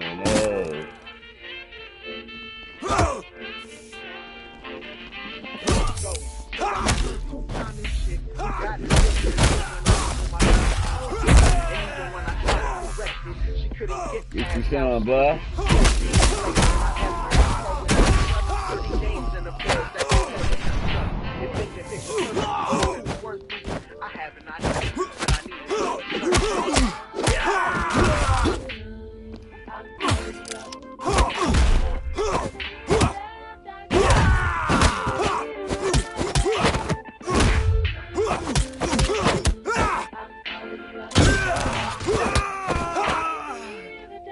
The voice of reason.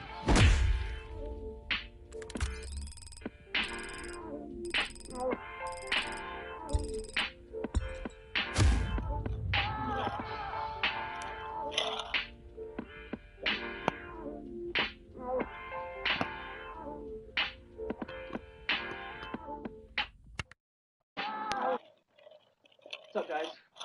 Today I'm talking about why relationships are so freaking hard during recovery and what happens in a relationship in the early stages of the recovery process.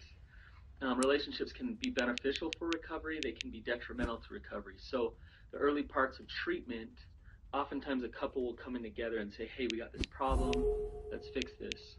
Sometimes it's better to separate out individuals, have them work on their own individual recovery, and then come back together and work on the relationship. But I want to just talk you through what happens in a relationship and why it's so difficult. Ladies and gentlemen, the VOR back in the building, live from KBLA Talk 1580. This topic has been on complete fire all night long. Let's get the creator of the topic in the building right now, Attila, Houston, Texas. Get in here. Hey, Uncle Joe, how are you? Hey, what up? How you doing? Well, I'm well. So real quick, kind of wanted to share, I guess, the inspiration behind this topic. Yes, please. So I was reading one of Krishnamurti's Freedom from the Known, and he has a quote in there where he says, you can have marvelous experiences and yet be completely deluded. Yes. And so that kind of like, that kind of hit me very hard. And I was like, so what are some times where you deluded in a relationship or just in connections with people, and the reality not really match what you're out picturing, so to speak. And so then betrayal. I'm listening. Come on, give me more. Okay. So another thing, I like the way that you posed the question, right? So you said, is being betrayed able to delay healing? So one thing I would add is that it's the way the question is written kind of makes me think of like a chicken or the egg scenario.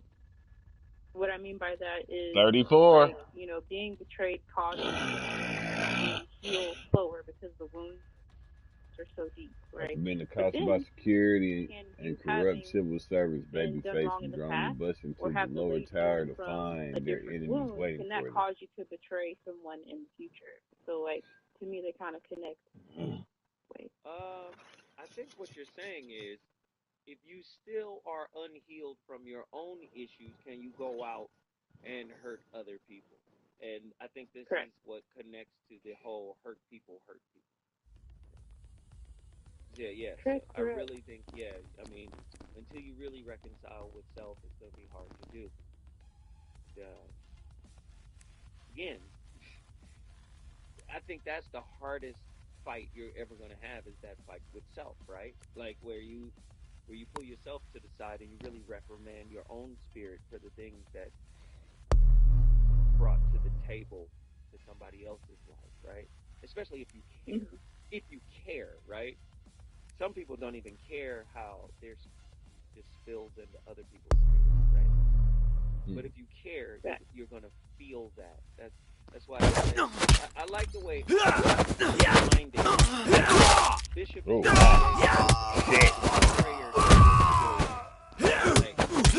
betrayer is not off the hook. Over the top, I want to find it, and I want to play it because I think he puts it so succinctly and exactly that. Yeah, you're gonna hurt somebody else until you reconcile. And hurt that got hurt. Really, you're gonna feel the reverberations of the pain.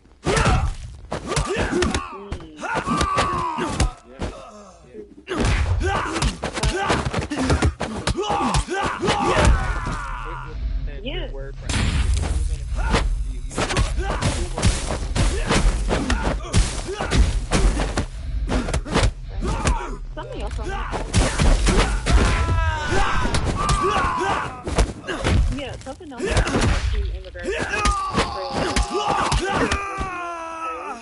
it's a kind of a double-edged sword to me because at least I can think back to times where I was betrayed. That's kind of why I asked that question.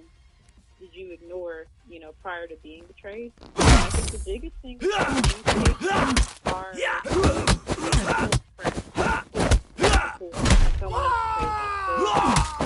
your intuition and the things that you right within your spirit and replacing whatever that you believe is sacred. So especially when you're talking about within childhood wisdom, like, it's been really hard for that realization.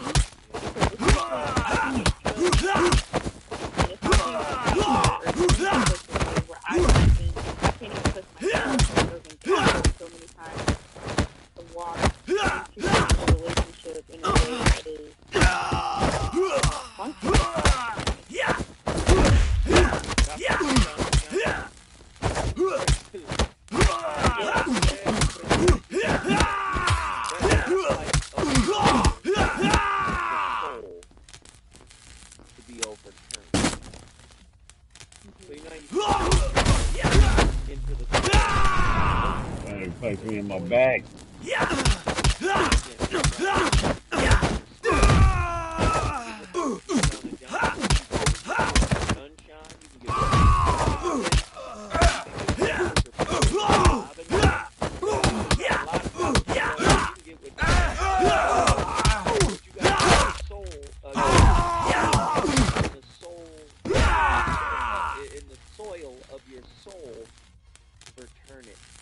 Dig it up and then embrace it and reconcile it. Otherwise, we are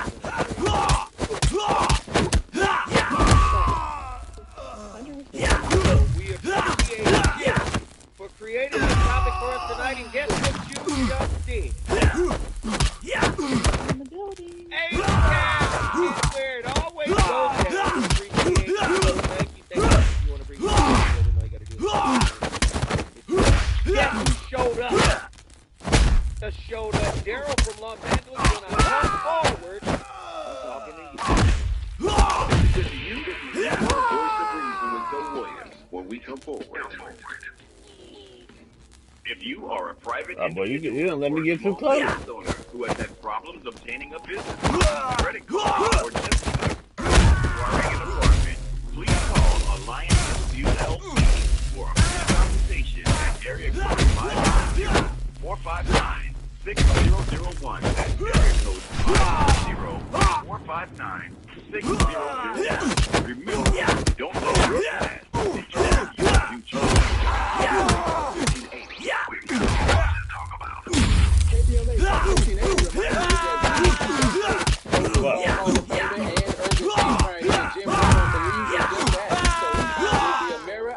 Foundation for Social Change in 1988, focusing on at-risk and high-risk youth in underserved schools and juvenile detention facilities, as well as adult incarceration and reentry initiatives. The core of the America I Can program is This 15-chapter life skills curriculum. Mastery of these skills allows individuals to meet their academic potential, conform their behavior to acceptable societal standards, and improve the quality of their lives by equipping them with what they need to confidently and successfully contribute to society. Today, the foundation is led by its president, Monique Brown, who has been actively involved in the organization for more than 25 years. The Amera I Can Foundation continues its work in memory of its founder, actor, philanthropist, and NFL legend Jim Brown. To get involved or make a donation, please visit AmeriICanCommunity.partners. That's AmeriICanCommunity.partners. This is a community call to action from KBLA Talk 1580. Got my heart. Is your eyesight changing? I can't read this anymore. Don't lose hope. People just like you are working every day using Braille, screen magnification, speech technology, and other tools and blindness skills. Your eyesight may have changed, but your goals, they don't have to. We can help. Visit us on the web at blind.org. The National Federation of the Blind. Let me get them good. Mom's early Alzheimer's diagnosis was hard to take. And when I left the oven on, we decided together that it was time to see a doctor and make a plan. Early detection gave us more time to seek out information and support as a family. If you or your family are noticing changes, it could be Alzheimer's. Talk about seeing a doctor together. For more information, visit alz.org/time-to-talk. A message from the Alzheimer's Association and the Ad Council. 35 out of 40. You know you want some more. More. It's the voice of reason with Zoe Williams on KBLA Talk 1580. Blown by is being BOR is live from KBLA Talk 1580. Heavy topic tonight. We've been killing all night. This show has flown by. Is being betrayed equal. And yes, man, we're on fire tonight and people got something to say. And we got our first Los Angeles caller in the building right now. LA in the house. Daryl, get in here.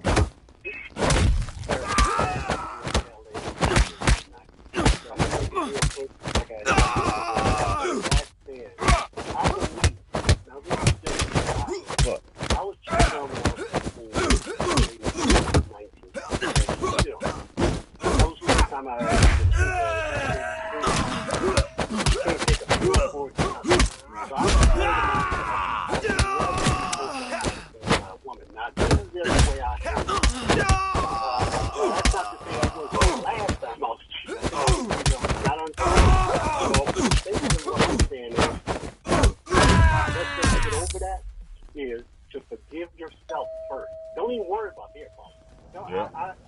I agree.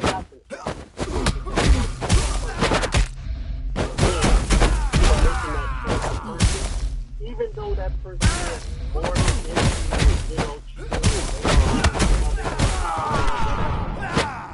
if your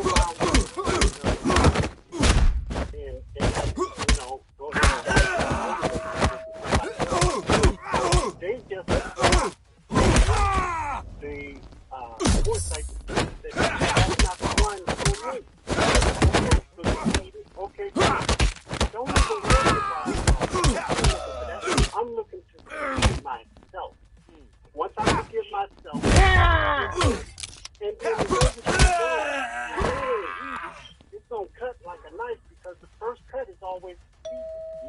But if you don't have 2 or 3 cuts, it's just like a keloid scar. You can't feel it anymore.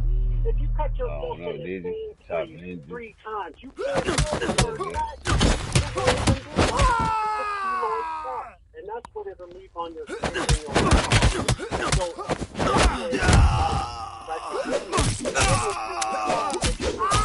Because it's going to be there no matter what you do. Some of them. And I don't it's impossible to cheat on it. I don't take a little sweet potato cake you bought from the fish shop. It's in the fridge. I gotta insulate myself. I don't want to feel that pain like that again.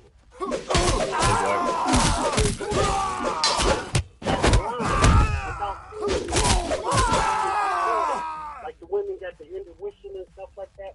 I mean, there's usually some signs somewhere, and then some people are just totally blindsided, and those are the ones that get devastated.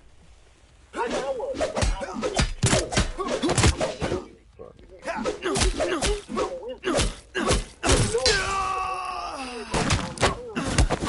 You just haven't thought that it would happen to you, and to stay above the heartbreak.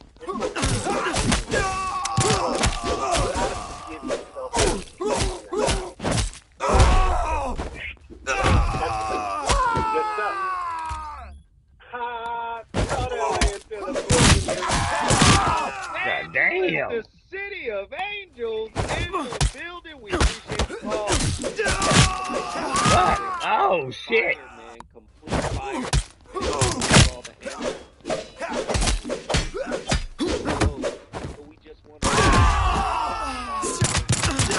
Oh shit.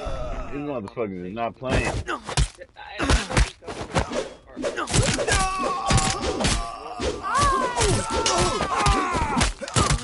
God damn.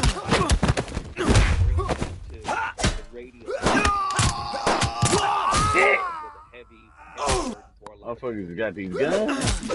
But let's factor in the role of empathy and understanding plays prayer demonstrates oh shit.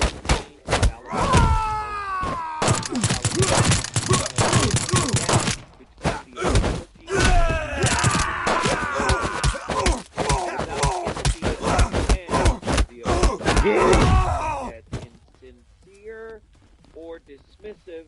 God damn, look at my life. But also, what I learned is if you bring up something from the past that is associated to that betrayal, trauma, infraction, it's almost like putting them in a time machine and taking them back to the moment they first discovered it. So it's kind of best to not even reference what happened in the past because, you know, be triggered, like it can bring things back up. Understand this too, the power of time and patience. It's alright.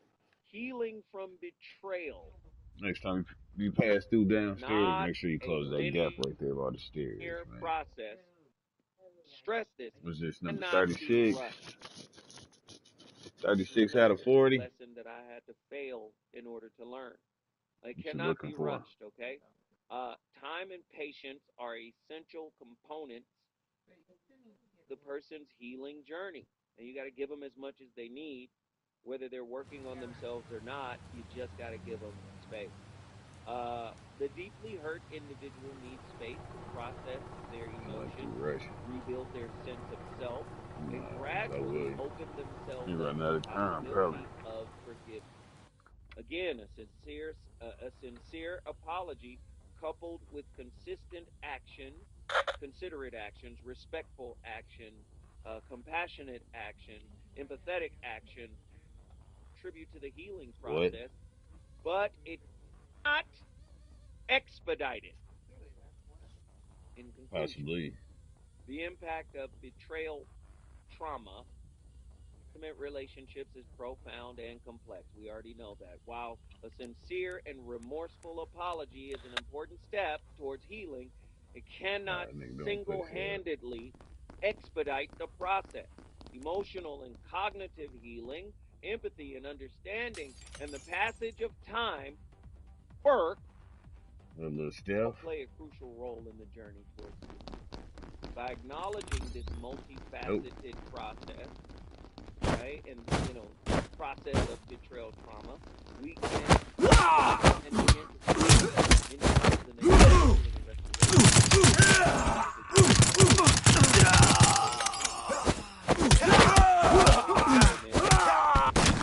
Andy, can I find this? I'll try to find a quick little clip. Hopefully we can play this out.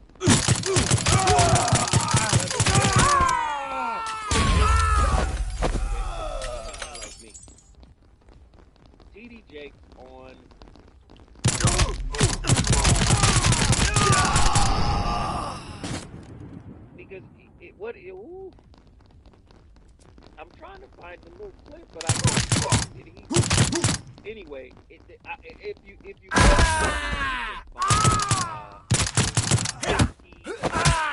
is it? Bruised Love? Bruised Love. I think that's the video where he talks betrayal, and it's heavy, man. Very heavy. Matter of fact.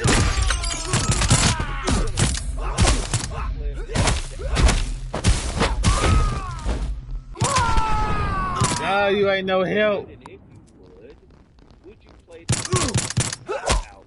Shit. I feel like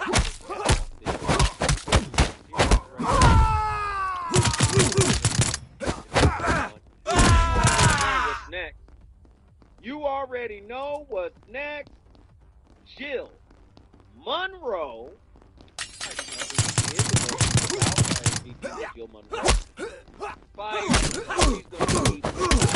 We appreciate everybody tuning in. Tomorrow. Why?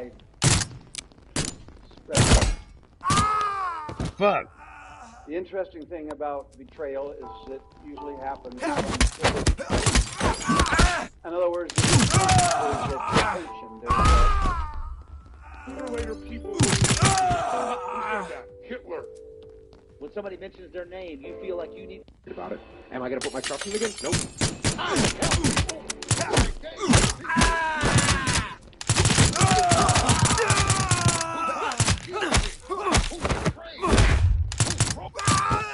Shit.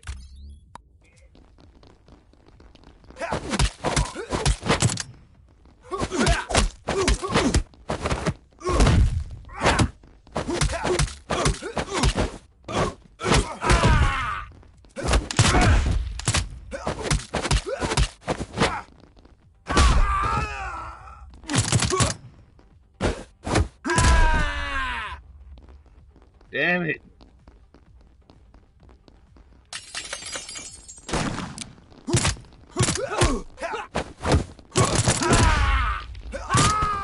Shit.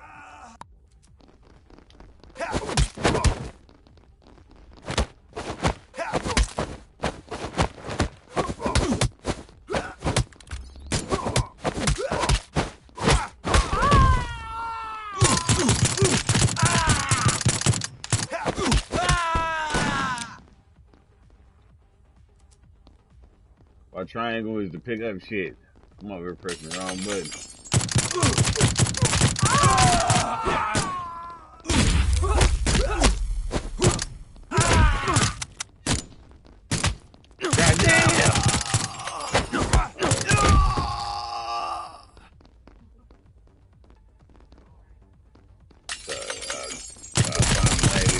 I've been stuck at this spot for a while. Got these guns, boy. They ain't playing.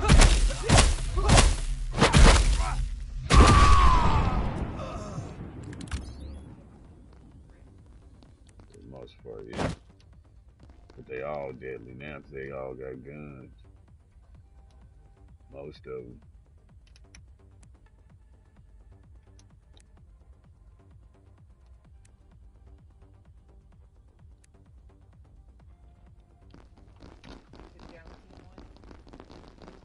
Shit.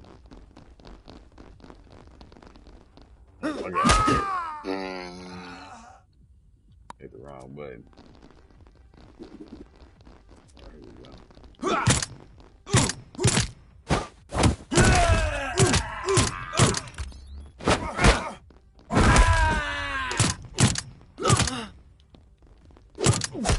Big. Oh, he hit me. He hit me twice. Oh.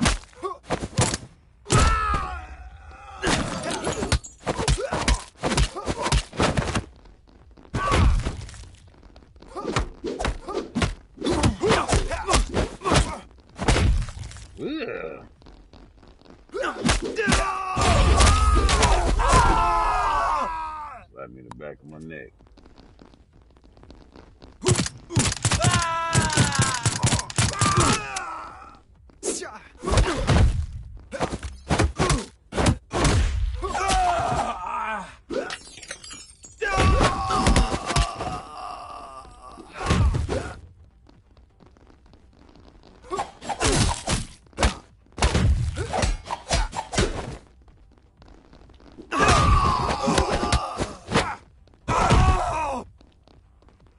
Oh, they got a gun. They got a gun. Alright. Now I got the gun.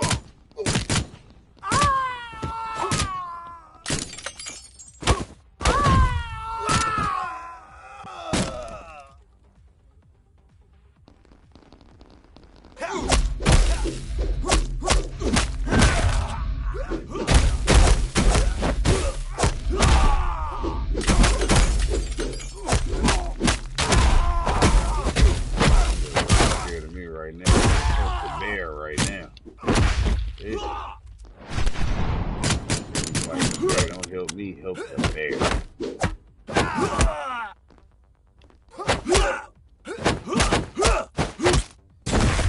Yeah! Yeah! Stomp him out!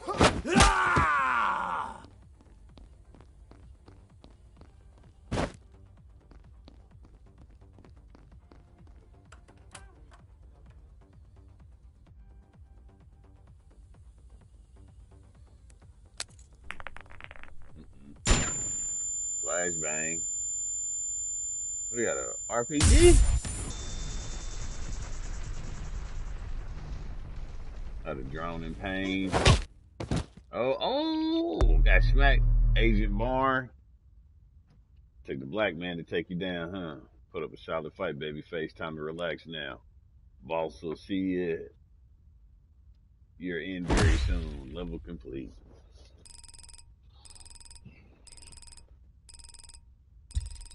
Hey. Minus.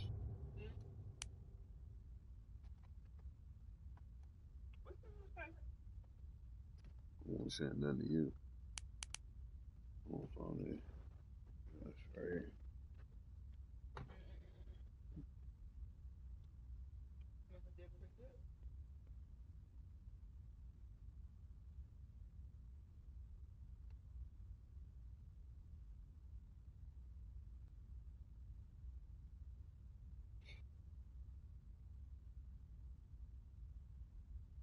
See what we got popping out here in the window world.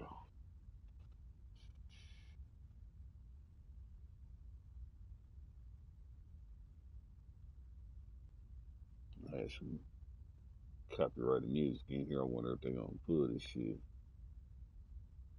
Tentative agreement. These motherfuckers. Talking about the motherfucking UAW.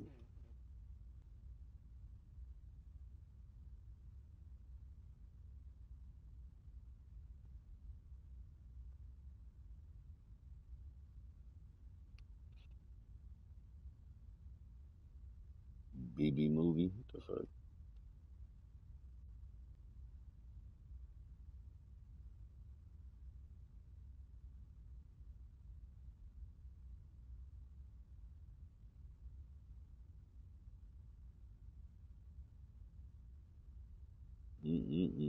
Red flag laws meets the law of white supremacy. This man went out here and killed all those folks.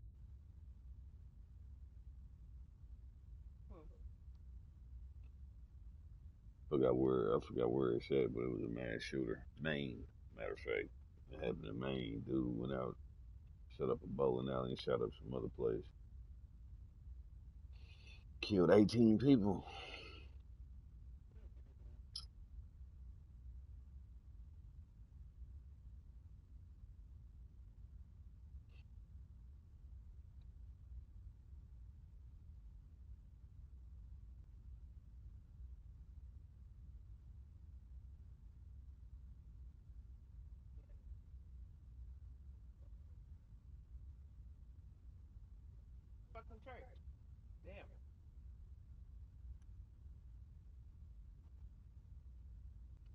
Motherfuckers acting like they happy about this contract.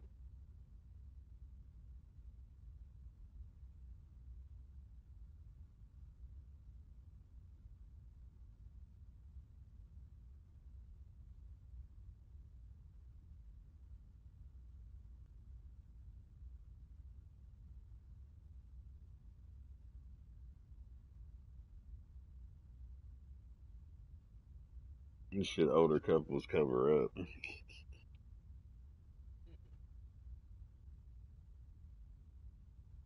really could never. And I'm going to tell you a couple reasons why. First of all, there's no trash on the streets of Japan. It's actually disrespectful to eat and walk. You get your food, you sit down to really enjoy the food, enjoy the culture. So there's no trash cans on the street because it's like, why would you need one? Another thing, before every meal, you're given a hot towel just to clean your hands and wipe off your day before you dig in. Tipping is also not a thing. They will look at you crazy if you try to hand them some extra money. Another thing, every restaurant has a place for you to set your bags, your purses, whatever. Y'all know the purses can't go on the ground, and this restaurant actually covers your belongings. Another thing, smart mirrors. When you get out the shower, there's a section of the mirror that doesn't fog up, so you can still see yourself. Another thing, every single toilet is a bidet. Every toilet has a pressure wash that cleans your booty hole. Yes, it is clean water. Even the public restrooms and the ones in the hotels have heated toilet seats. You wash and dry your hands in the same sink. Another thing, they really value their shit here. So the yen doesn't touch the counter. It doesn't touch the ground. It's always placed on top of a tray when doing a transaction, and it's handled with both hands. Another thing, my phone was finna die. I bought me a portable charger for $5. This really could never. And I'm finna tell you a couple reasons why. First of all, see, I gotta go to Japan, man. It's on my list. It's on my list of places. I think I may be saving up for it as we speak. Shit ain't no telling. Let me get my house straight.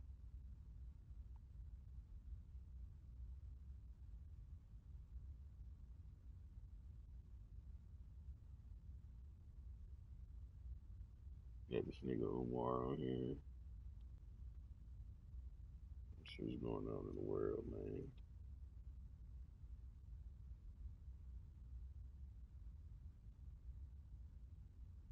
These motherfuckers acting a fool now. I can't stop doing this dance. My daughter taught me.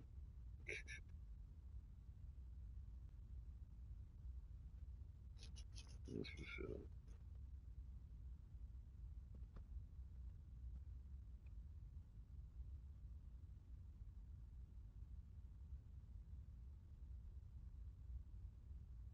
I really don't care to hear about that.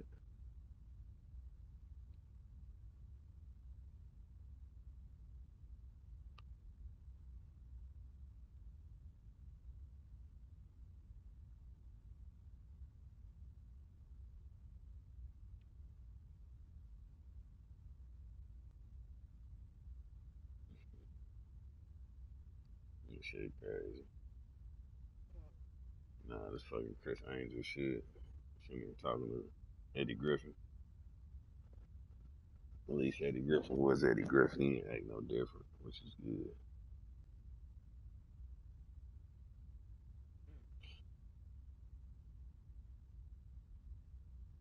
He didn't pull no punches in the front of a room full of motherfuckers. He was talking freely. What? Investigation underway into heavily armed man found in amusement park. Wow. Yeah. Getting health insurance is important. So if anyone in your family has Medicaid or CHIP, listen up. Check the mail for your renewal form. Back now with the disturbing discovery at a Colorado amusement park. A man armed with guns, explosives, and a tactical vest found dead there over the weekend. Tom Costello with more on the investigation. It happened at the Glenwood Caverns Adventure Park in Glenwood Springs, Colorado, about 40 miles from Aspen. The Garfield County Sheriff says park employees discovered the body of a 20-year-old man in the ladies' restroom as they prepared to open on Saturday. The unidentified man died by suicide, found on the floor dressed in a helmet, black tactical clothing, and body armor with patches and emblems, armed with real and fake semi-automatic rifles and handguns, including ghost guns, loaded magazines, and IEDs or explosives, both real and fake. Y'all motherfuckers is pouring this bullshit on. Now say he had everything. Real guns, fake guns. The fuck? Explosives on him. Found him dead in a woman's restroom at an amusement park from a self-inflicted gunshot wound. This shit sounds crazy. So he got all the way in there. He made it in there with all the shit. Motherfuckers ain't jump on his ass yet. And he like, I'm about to walk out this toilet and get it on. But right before he did that, he was like, you wanna know what? Nah, I'm just gonna kill myself. Like, first of all, he had to make it to the restroom. They ran into a nice kid right before he went in. And he felt guilty. He was like, okay, you know what? This is a little I mean, I I'm the bad guy. And then you went in and tried to. He wasn't in the shot. He could. It happened just that what shot. It's an amusement park. Okay, so. How the fuck he get in there with all that shit on? You can't get inside Worlds of Fun without going through the front gate. They didn't say that shit. IEDs or explosives, both real and 20-year-old man, they need to post his face. I am not a killer. Although he was very highly And he wrote, prepared, "I am not a killer" on the toilet. highly weaponized. He chose not to take advantage of any of that, whatever his preparation was. He chose to kill himself. Extremely lucky that he did not fulfill whatever plan he may have intentioned. The FBI and nearby bomb squad searched the park and the suspect's home for any other explosives. Investigators say the suspect had no criminal history. There was nothing to indicate any type of warning or any That boy wasn't getting no box, man. That's crazy. School, what have you. The discovery came just hours after a 40-year-old shooter was discovered in Maine. He just took the Friday tape night. out. He ain't recording no more. Of murdering 18 people at 2 crime scenes before dying by suicide. The sheriff in Colorado says teams have combed the park property and the rides to ensure they're safe as they search for clues about what the suspect's motivations might have been. Lester? All right, thanks for watching. Stay updated about breaking news and top stories on the NBC News app or follow us on social They media. mad now. They start recording. They took the tape out. Ah!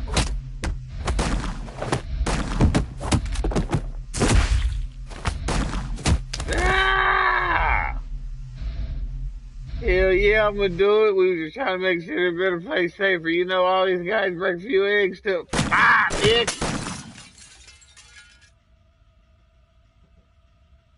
You sat back and watched me. Yeah!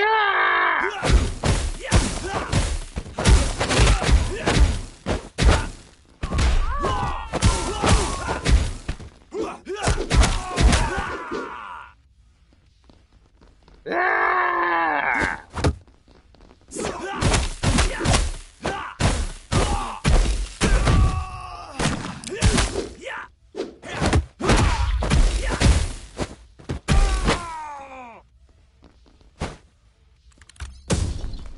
Yeah!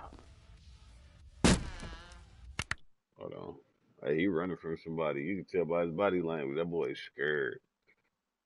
So this motherfucker made it inside. Was about to act a fool. And before he acted a fool, he killed himself. Cool.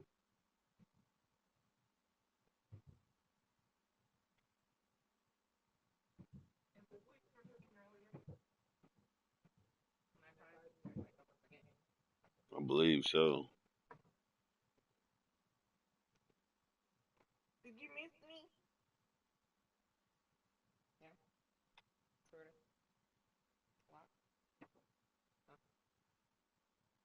A little bit. This nigga trying to talk about this shit. I wonder what his point of view is. Striking dead with Solange to get work at almost 30%. Shine Frey talks forward. This nigga want to talk about this shit. I wonder, alright, let me see what his point of view is on this UAW strike. I didn't know I'm the subject matter expert for wholesale Fort Bigger pockets. Why would you want to learn? Even though things are moving forward, headline is, we're not through this yet. Things are still ongoing. It's not over. Over I the hope weekend, it's not the over. UAW announced a tentative Stellantis, the Chrysler owner, and after weeks of striking at facilities for that company, including this one, yeah! Quiet out. Tentative deal includes a 25% bump in base wages through April of 2020, better retirement benefits, and hey, nigga. 25%. So when they first started having this conversation, remember, they wanted he was asking for a request up to 46% pay raises, it was down to 36%. Automakers was offering around 20%. Apparently they settled around 25% over the life of this contract. It's 4.5 years. So you got that. They want better retirement benefits, which I don't agree with that whatsoever. And they wanted electric vehicle battery jobs. Right. So let me translate that for you. They wanted the ability to be able to unionize the jobs for these new electric vehicles and the batteries that's been manufactured as a result of it to go towards UAW members or to plants UAW members work at. All right, let's continue. This tentative agreement with Stellantis will vote on if they want to rank and file membership for a potential vote on ratification. And while this is going on in the States, it's a different situation for the company. Overnight, the Canadian union told more than 80,000 workers to walk off the job at Stellantis. The company writes So now, breaking news. I want to share my screen with you because we thought that General Motors was going to be the last holdout. Apparently, General Motors have struck a tentative agreement. UAW literally just updated, probably within the last week. General Motors and UAW, according to this, I will share my screen with you guys. General Motors a tentative agreement in which they are now all on the same page. So this is what's happening. General Motors and the UAW, as of 20 minutes ago, literally 20 minutes ago, which we knew that this was going to happen because they basically had to follow in the same footsteps, as Ford and Chrysler, named Chrysler, now named Stellantis, on what's going on out here in these streets. All right, so the article and see what's happening. General Motors and the United Auto Workers Union have come to a tentative agreement, according to a source familiar with the negotiations. After the union expanded the strike at automakers. Over the weekend, they did expand the strike and they asked people to walk out at another profitable plant. Neither the union or GM was able just to bring in strike against all three of the nation's unionized automakers. So, Ford last week came to a deal. Stellantis shortly thereafter followed in their footsteps. And then General Motors, as of 20 minutes ago, came to the deal. Terms of the deal is not known yet, but it is expected to be along the lines of Stellantis with an immediate 11% raise in top hourly wage rate, additional pay hikes totaling another 14% during the 4.5 years of the contract, and all of the return cost of living adjustment, which is COLA, meant to protect workers from raising prices. Inflation, right? Guaranteed pay increases are combined together. Official is 14.11 immediately, another 40% over 4.5 years of contract. So that's leading all the way up to 2028. Right? So that's the 25% total that you're going to get. And when COLA and guaranteed pay increases are combined together, they can lift the members' pay by more than 30% over the contract. Less senior workers are not already at the pay scale, which would be even larger pay increase, perhaps as much as 150%. So where's this 150% coming from? Well, this is coming from workers that are temp workers that then get converted over into permanent workers. And they go up to the highest pay scale over a period of time. That would allow for them to get paid basically 150% work increase. More importantly, all of the suppliers, all of the restaurant owners, I've been looking at articles, so forth, all throughout the country where they're saying, oh man, we're glad to get back to business because the faster that they get back to work is the faster that they can start to see money and sell it and become a part of the local economy, and they can start going to restaurants and Christmas and all of this stuff, right? There will also be an improved motherfucker. Senior workers pension plans and larger company contributions to the 401k plan workers hired since 2007. But here's the interesting thing about that. Most people don't take advantage of the 401k company match that they get because they want more money in their paycheck. Very few people actually truly take advantage of the 401k match. You would not believe in every orientation for every single job that I've ever had. They always say that when people retire, a lot of times that they realize themselves about all of the money that they left on the table. Free money is basically free money because they need the money in order to maintain a lifestyle instead of having the money in order to reinvest into their retirement, which is basically matched by their employer up to 50%, up to 75%, up to 100%. For me, when I worked at the University of Michigan, they was double matching me, and they were giving me basically twice on the money that I contributed to myself to my 403B. But those are some of the things. The union went on strike against all three automakers, blah, blah, blah, so on and so forth. Okay, yeah, we got all that. All right, cool. So let's move forward and let's hear from the UAW 38 out of from 40. the main talking points, and we're gonna try to speed this up. From the main talking points of what it is that they've recently proposed to and ratified, Learning the which was horrible the truth foundation about his agreement that child, now babyface Stellantis and rampage through GM the are tower, following takes in the him, footsteps of rampage in order to through ensure the that they tower, get everybody takes him back to to the work. boss's This is laboratory where Union further President Shawn horrifying Fain truths less than await. 24 hours ago talking through the Truths. agreement and trying to get the union members to ratify the contract that they then strike with Ford. Let me see if I can fast forward. Before we get into all that, I need to say a few words. Oh, God. Oh, God. There was a time when it was hard to wear this wheel. Our union has been through some dark days, and like many of you, I walked a lonely path. What we have accomplished together has turned this wheel around. When I see that wheel, I no longer see a union on defense, in decline, or under threat. When I see that wheel, I see power. I see the future of the working class. I didn't do that. Chuck didn't do that. You, the membership, did that. The stand-up strike will go down in history. DLC Senior says for Roth 401k and matching. Let me tell you all the difference between a regular 401k and a Roth 401k. A regular 401k,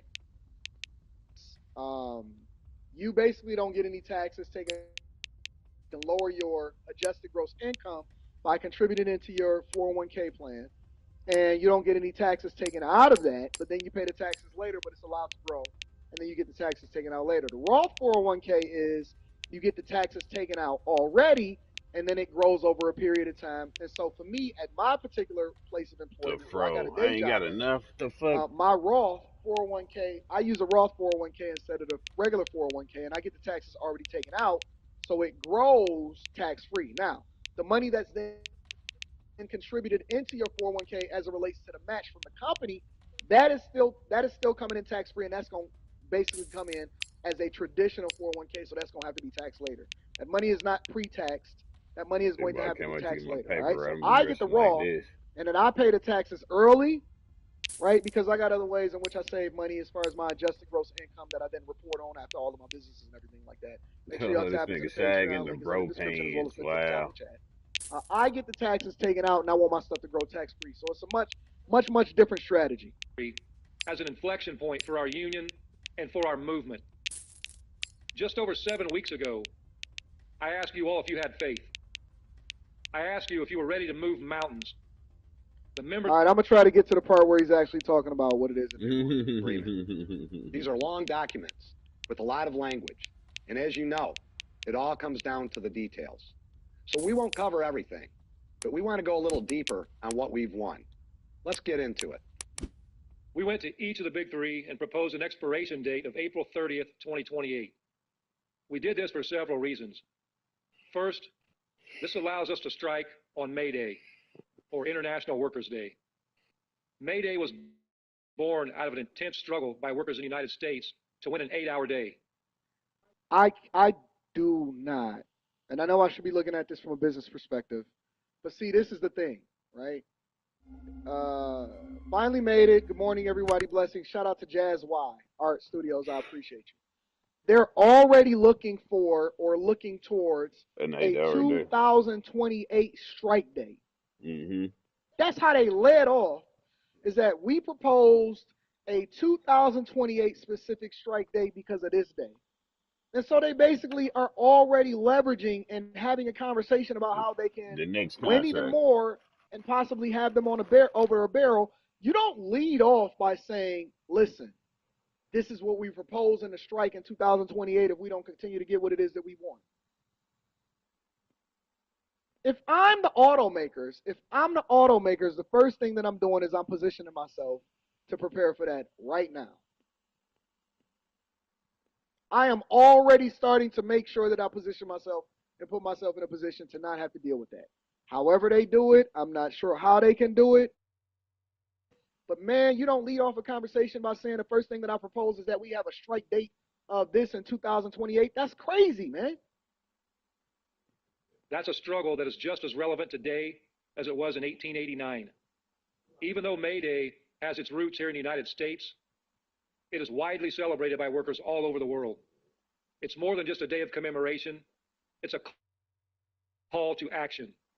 We invite unions around the country for contract expirations with our own, so that together we can begin to flex our collective muscles. Let me hear some more of what he got to say.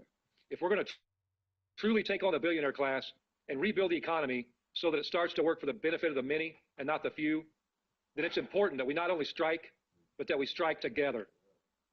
Secondly, we demanded a longer contract because one of our biggest goals coming out of this historic contract victory is to organize like we've never organized before. When we return to the bargaining table in 2028, it won't just be with the big three, but with the big five or big six. So their goal is now to use this as a, think about it, y'all, this is chess, not checkers. The goal is now to leverage this and use this in order to try to organize other plants and organize other automakers here in the United States of America. It could be the Japanese automakers, it could be the Korean automakers, it could be Tesla, it could be the European automakers, it could be the Chinese automakers that's now coming over here. And what they're trying to do is trying to move further south and further west over into other automakers where workers are not having complaints and problems and issues, and they're trying to swell their ranks by not convincing the automakers here in order to get more jobs. They're just trying to keep more jobs, and then they're trying to organize other automakers and then other places in order for them to continue to build up the union strike fund, become much powerful, much more stronger. And so the union is continuing to shrink, and now they're trying to expand, and they have not been able to, through all of these decades, organize other automakers because the people have rejected them, and the people saying, we don't want that here. Right? To the point to where traditionally in southern states,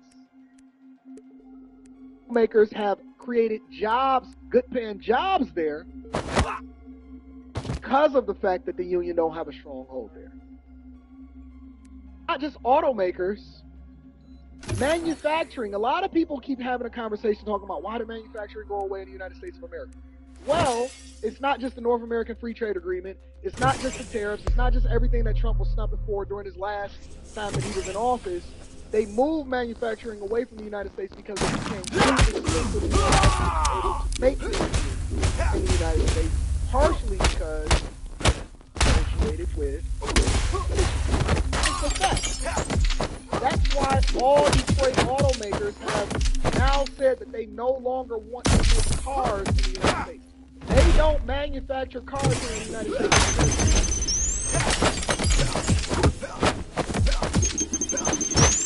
It's in Mexico, it's overseas, it's imported here in the United States of America. Even to the point, if you look at the next time you go to a car lot, you don't even got to buy it. Go to the car lot, right? And what you're going to see is a piece of paper. And on that piece of paper, it's going to say suggested manufacturer's retail price, right? And it's going to tell you all the different options and gas mileage and so on. Along with that, what it's also going to say is tell you how many of the parts that's inside of the car, what percentage of the parts inside of the car is manufactured here in the United States of America. Then it might even start to give you a white lie and say, well, this is how many cars are manufactured in North America, which also includes Canada and Mexico. They assemble here in the United States of America, but all of the parts that's inside the car may not necessarily be here in the United States. Next time you go and you look at it, don't just look at the price of the car, don't let them talk about what your car payment is. Look at the sheet that is right there on the window that tells you how much that car is manufactured in the United States of America. Let's read a little bit more. We have won a 25% increase in GWI. That's 11%. No, your truck was not made, Lila. It was assembled here. Made here. Gotta understand the words mean things. Simple. Your truck was assembled here in the United States of America. Your truck was not made here. When you look at the Apple product, right, it might say, if you look at this, right, if you look at any of this stuff, right? It may say designed by Apple in California, but it is definitely not made and manufactured here. Assembled and made is two different things. Immediately, 3% in October 2024, 3% in October 2025, 3% in October 2026, and 5% in October 2027. The top rate, going off the most common production Most of the time it's on the rate, bottom. will go from $32.05 right now to $40.82 by the end of the contract. With our new COLA, we estimate the top rate at the end of the agreement to be up to $42.60 an hour. Our skilled trades, after COLA, will be up to $50.50 an hour. Our starting rate will go up from $18.04 right now to $30.35 after estimated COLA. That puts the starting rate above $30 and the top rate above $40. Skilled trades will be making more than $50 an hour by 2028. So the skilled trades, everybody gonna be getting the bag, long story short, okay? Everybody is getting money, everybody getting the bag. Ford, Chrysler, Stellantis, everybody agreed, right? Everybody said that, yeah, we want to go with it. We're gonna give y'all up to 25% pay raises plus COLA and all of this other stuff, right? All right. So let's get a former Ford executive and his take on what is happening and what happened with these negotiations. This is Mark Fields. Mark Fields used to be the CEO and president of Ford Motor Company right before the current CEO of Ford Motor Company. And he's going to now give his take on what happened during the negotiations between all of the automakers and what the union is actually asking for from his perspective as an outside viewer that used to be the CEO and in a C-suite of what it is that's happening in the United States. Potential strike could continue over the Phase 3, the contract between UAW and union representing about 150,000 workers at General Motors. Stellantis expires on September 14th. UAW is seeking a 40% pay raise and better benefits. Joining us right now for more on those negotiations, Mark Fields, the company president. It's always great to have Mark here because Mark got a bag too. Just like this. What do you think the state of play is, and what do you think is going to happen? Well, the state of play is, first off, you have a very different set of negotiations in terms of the environment. You have a new UAW leadership that was transparently elected for the first time, or directly elected by the rank and file.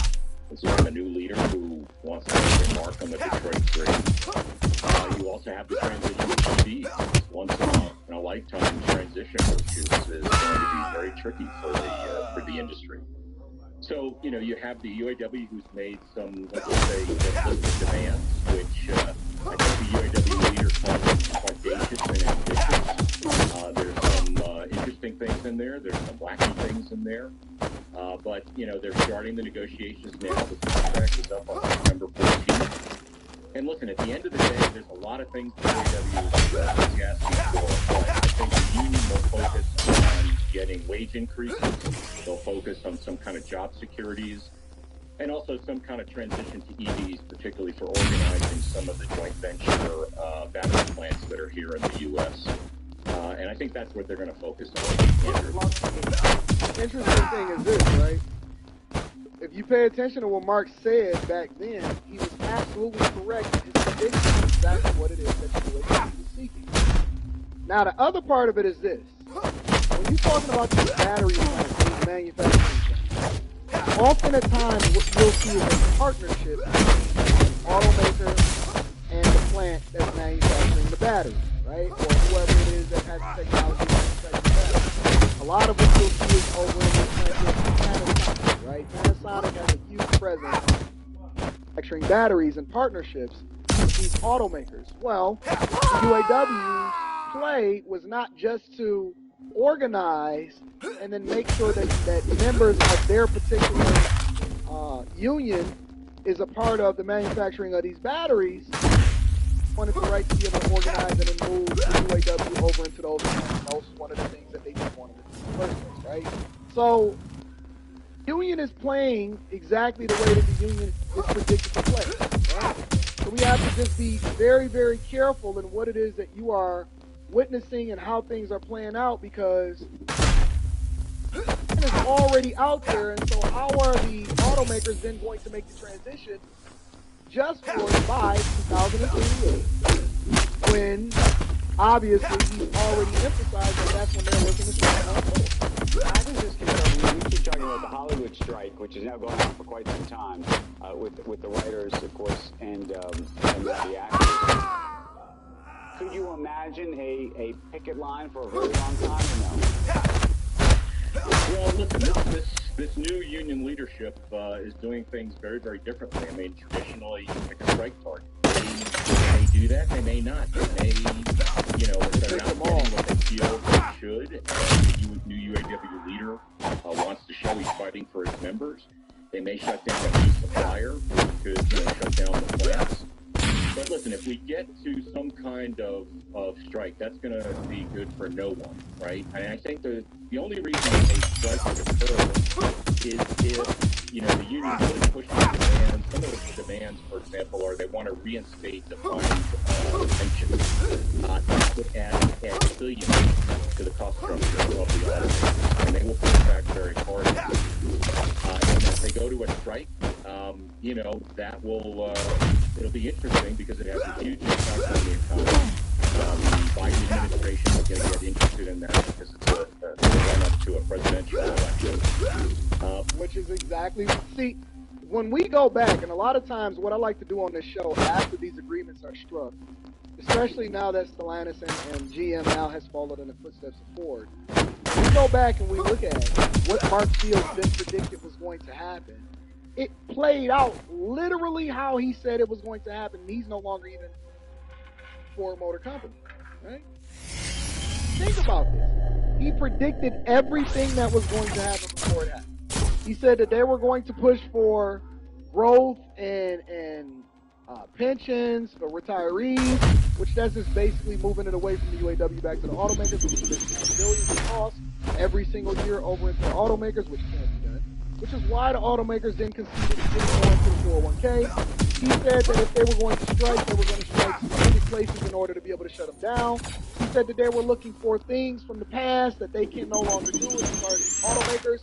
And then more importantly, he said, listen, this prolonged strike is then going to affect the economy and the election, which then is going to affect what it is that Biden is looking for coming up for election season. And he's going to be out there trying to advocate and protest on behalf of the UAW members, which is exactly what they do. And y'all remember Biden out there with a sign and all of this other type of stuff in order to try to get endorsements from the UAW and saying that get a fair wage for a fair... Man, listen.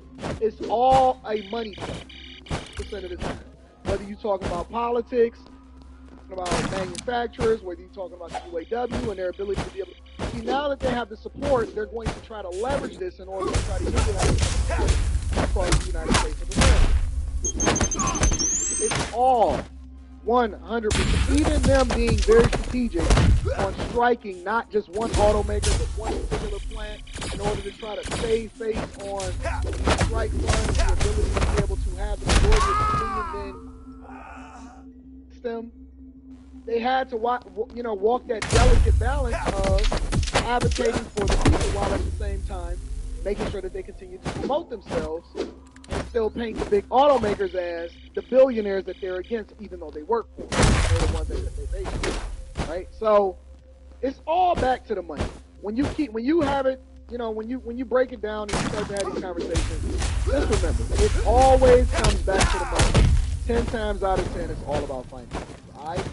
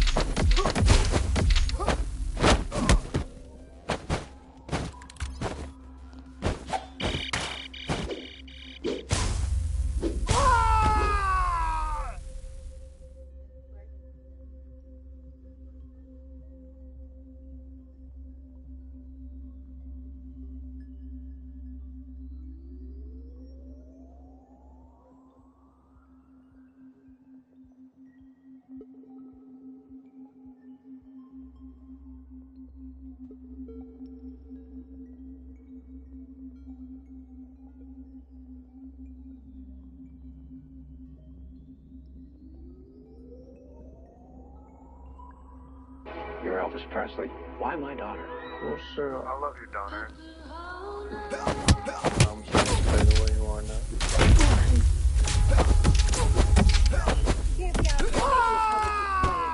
I didn't think. Well, start thinking.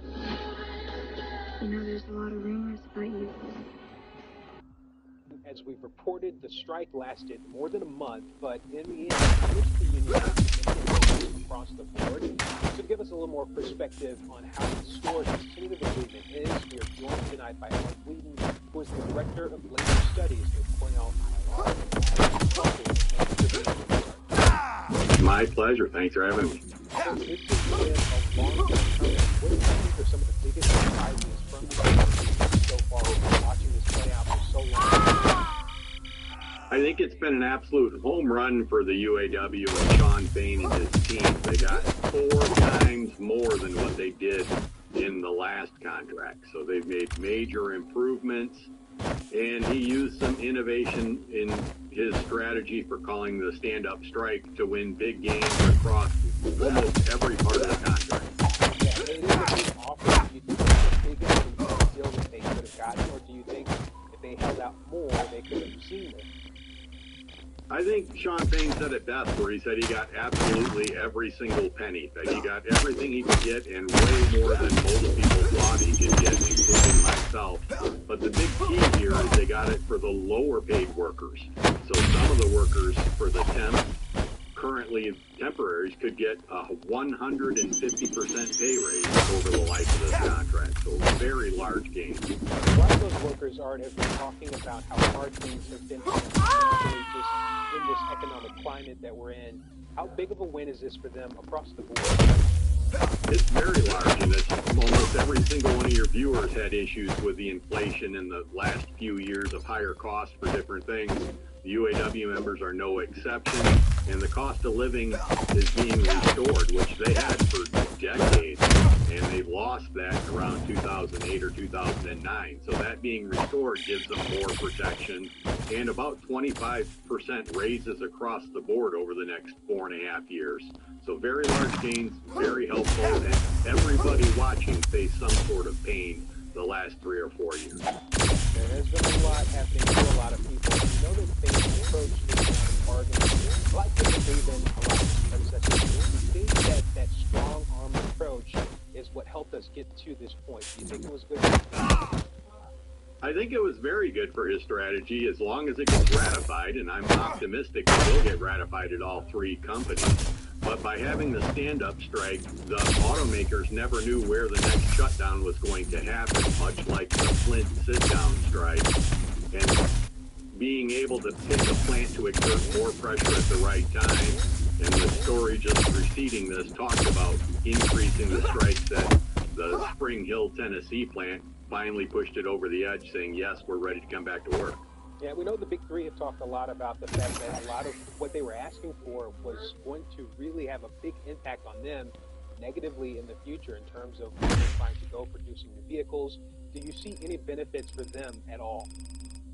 Large benefits for the companies themselves. It's going to cost them a little bit more money, but they had been complaining previously about attendance and absenteeism and other issues. But they were paying such low wages, people didn't value the job as much. By paying people for what they're worth who suffered through the pandemic, these were essential workers working for their, very lives. Now there are going to be a lot more people willing to come to work at General Motors and Ford and Stellantis, getting paid a decent wage. And it should help their attendance, should help productivity, and should help their quality. We saw those union members standing strong out there, sometimes in really difficult situations. It got tough for them. They were out in the elements, not having a lot of money to work with themselves. What do you think this says to other workers and also other workers in other industries? It says a lot to workers that collective bargaining works, so that having the union negotiate on your behalf, you're able to get a lot more than you could individually. And even the non-union companies are going to benefit, because the workers there will say, gee, if we don't get decent raises, then we may try to organize our own union. So many companies will increase wages and benefits to try to help avoid a union organizing drive. So it will help everybody, not just here in the U.S. It helps everyone when you're fighting for the workers and bringing back the middle class. Yeah, and in fighting for those workers, is this something that you're proud to see, just as an expert in this industry? I know you've been watching this closely too. How do you feel overall, just in the fact that they have this big win so far? It's terrific in that the timing is right, because we've had a lot of things in labor's favor. So you have very low unemployment, you've had high inflation, you've got very record profits, you have an administration that's more union friendly. So you had a lot of major factors, and consumer support, the average public support was over 70%. 80% for the strike were in the UAW's favor. So a lot of things helped them win at the bargaining table, but solidarity is always number one. Yeah. Are you expecting them to ratify the deal? I'm hoping they ratify. I don't want to say I expect it, but I'm hoping they ratify it, and I'm optimistic. All right. Thank you for your time. Thank you very much.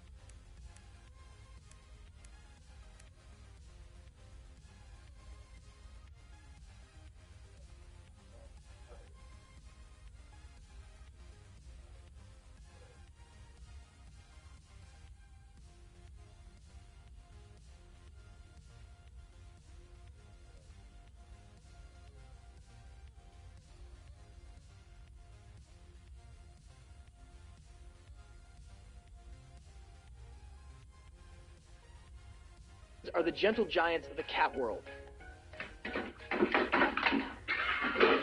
These kitties can grow to be as long as 40 inches, including their tail. But it's not just their size that makes them special. Maine Coons have an incredibly friendly and sociable personality. They are often described as gentle giants, not only because of their size, but also because of their sweetness and affectionate nature. They are known for forming strong bonds with their human companions and are quite the chatterboxes, always ready to talk to you with their charming chirps and trills. They are known for their distinctive tufted ears that resemble the lynx. Maine Coons are adventurous.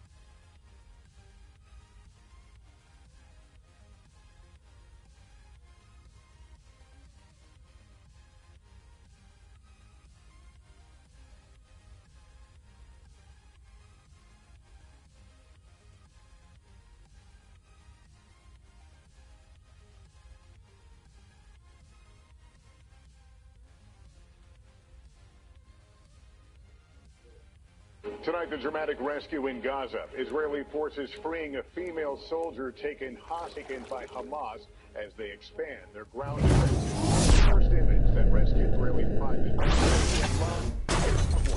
It comes as Hamas releases new video of 3 women they are still holding hostage. What we're learning about a new 20-year-old woman kidnapped. The tragic discovery. Israel's Prime Minister calling this, quote, a time for war. Also, the mob storming an airport in Russia searching for passengers in a resurgent anti-Semitism and Islamophobia around the world. Here at home, the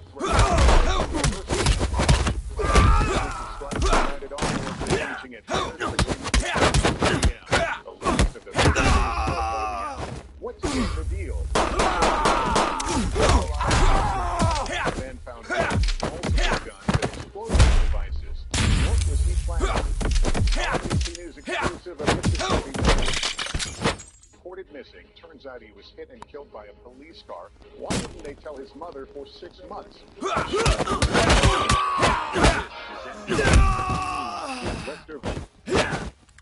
Good evening. Tonight, much of the world is holding its breath, watching Israel's ground operation against Hamas to unfold, and whether it could spread to other parts of the region. Tonight, the country's prime minister is rejecting calls for a ceasefire. Benjamin Netanyahu saying we cannot give up the fight. Coming on the same day we learned an Israeli soldier held by Hamas has been rescued by Israeli forces.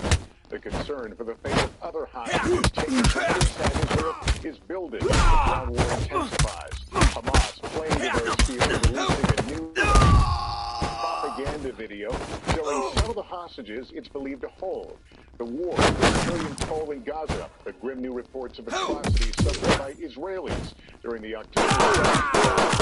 All play an increasingly vulnerable world's day, generating a wave of hate. Passengers sought out at an airport to anti-Semitic threats on college campuses here at home. We're covering it all tonight, starting with Richard Engel.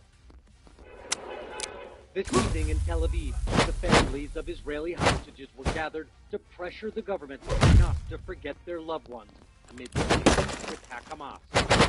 Ellie's daughter, Liri, is a soldier, kidnapped from a watchtower at Kibbutz Nahaloz. All of the guards are women.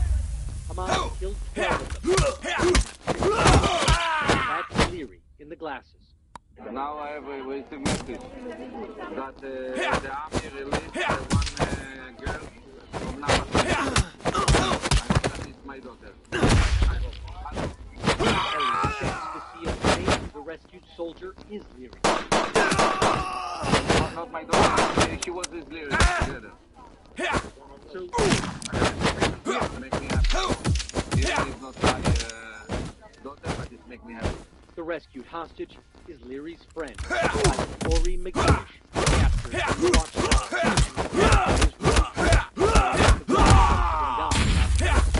Israel says she's doing well medically. his family. But Hamas has plenty more hostages in Gaza. Israel tonight raising their estimate to 39, including 33 children. And Hamas is taunting Israel with them, releasing a video today of 3 Israeli captives taken under arrest. The woman on the right, Lena Trupanov. We met Neti, a friend of the Trupanov family.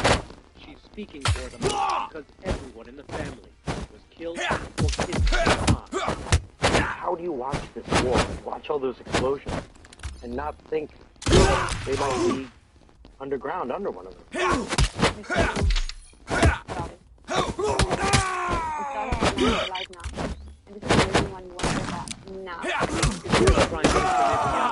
Under fire for not taking responsibility for being unprepared for Hamas's surprise attack. He says there is no ceasefire, that Israel must retaliate for the 1,400 Israelis killed.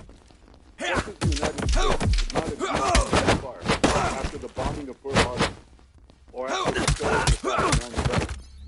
Israel will not agree to a cessation of hostilities with Hamas after the horrific attack on October 7th. This is the time for war.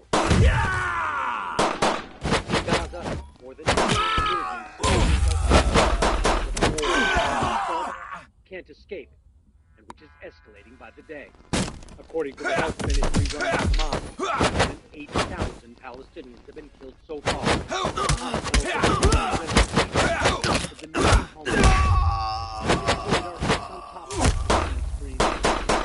Israel says there's a safe haven in the south, but it's in southern Gaza too. There aren't Today, an Israeli tank fired on a car traveling on the main highway. The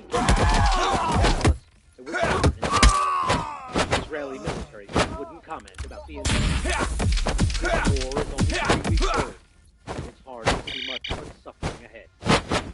And Richard, there are also new concerns about this war escalating, with a defense official telling NBC News there's been another rocket attack on U.S. forces. Where and under what circumstances? So with another rocket attack, this time in Iraq, there were no American casualties, but it comes just a few days after U.S. troops retaliated against Iranian-backed militias in the region. So it seems they are not backing down. Lester? Richard Engel tonight, thank you. We have new details on the brutality of the initial Hamas terror attack. Israel presses its military campaign deeper. There are questions about the future of all this. Tonight, a chilling reminder of the brutality of Hamas' terror attack. 23-year-old Shani Lee, last seen in this video being carried into Gaza by Hamas terrorists, has been found dead. The Israeli president says she was beheaded. Her mom tonight saying, "This is not an act of war, this is just pure terror, cruel and brutal." Shani was one of more than 250 young Israelis murdered by Hamas at the Supernova Music Festival. Many of them tried to escape along Road 232. Now referred to as the Road of Death. Fleeing from the music festival reached this bomb shelter they thought would be safe here, but Israel's military put Hamas terrorists threw a grenade inside and turned it into a death trap. As Israeli forces push deeper into Gaza, their goal is to topple Hamas. Polls of the terror attack show that a quarter of the Palestinian people supported Hamas. But with thousands of civilians killed, and Palestinian critics of Hamas war, Israel's military response is creating the conditions for the group's ideology to survive. Many people are war. That means Hamas is more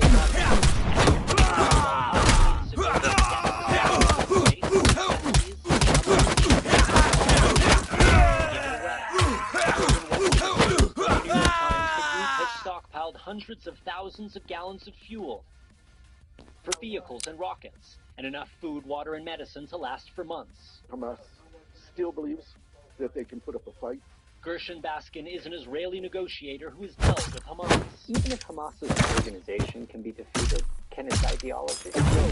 The only way we can replace the reality of the horrible life that people in Gaza and in Palestine have had over the last 75 years is to create a new reality. And Raph, we're hearing for the first time from Hamas's leader in Gaza. What is he saying?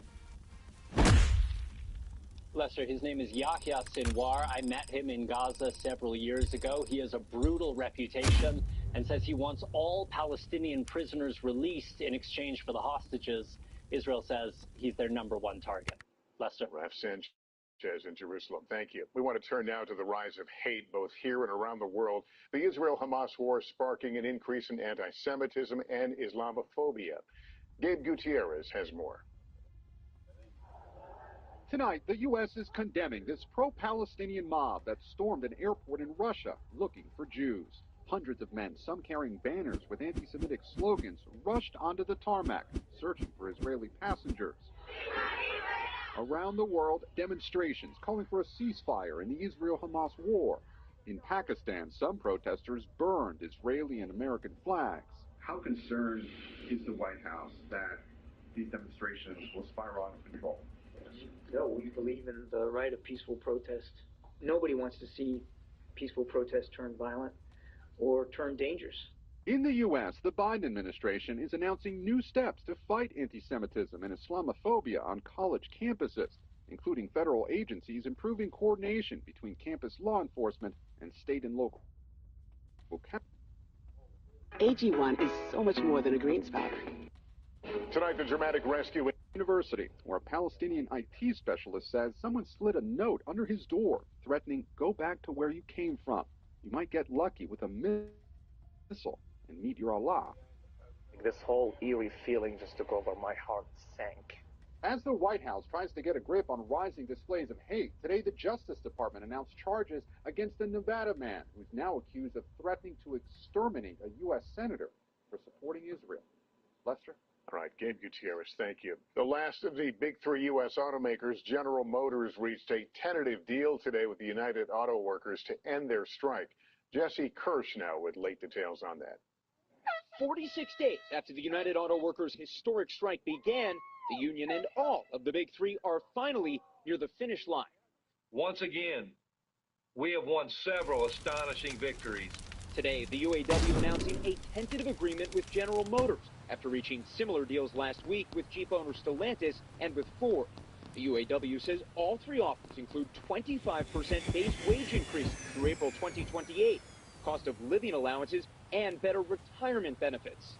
Welcome news to workers like Will Prohaska, a husband and father who has been striking at Stellantis' parts distribution center outside Cleveland. What was it like going the last month plus without your paycheck? It was actually pretty horrid. I went to college, which is like a new contract which still has to be ratified by union members like him, means he can finally make as much money as long-time workers. 50,000 striking workers are returning to work. Today, President Biden, who made history walking These record agreements reward auto workers who gave up much to keep the industry working and going during the financial crisis more than a decade ago. But higher labor costs could mean higher sticker prices at the dealership. There's no doubt that all of the automakers will be facing higher costs when it comes to building a vehicle. They've got to figure out how to make that up at some point. That could benefit non-unionized automakers, but those companies should also be encouraged to join the UAW following these historic. Jesse, thank you. 60 seconds was a disaster of Colorado Park. A man found with explosive devices. We'll have late details right now. Back now with the disturbing discovery of a Colorado amusement park and guns, explosives, and a tactical vest found dead over the weekend. Tom Costello with more on the investigation.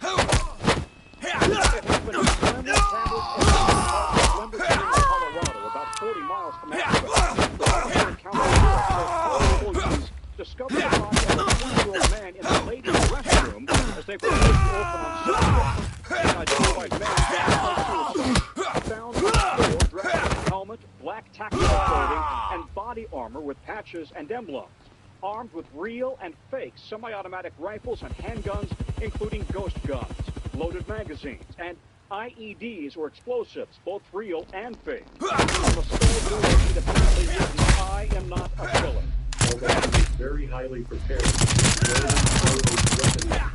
he chose not to take advantage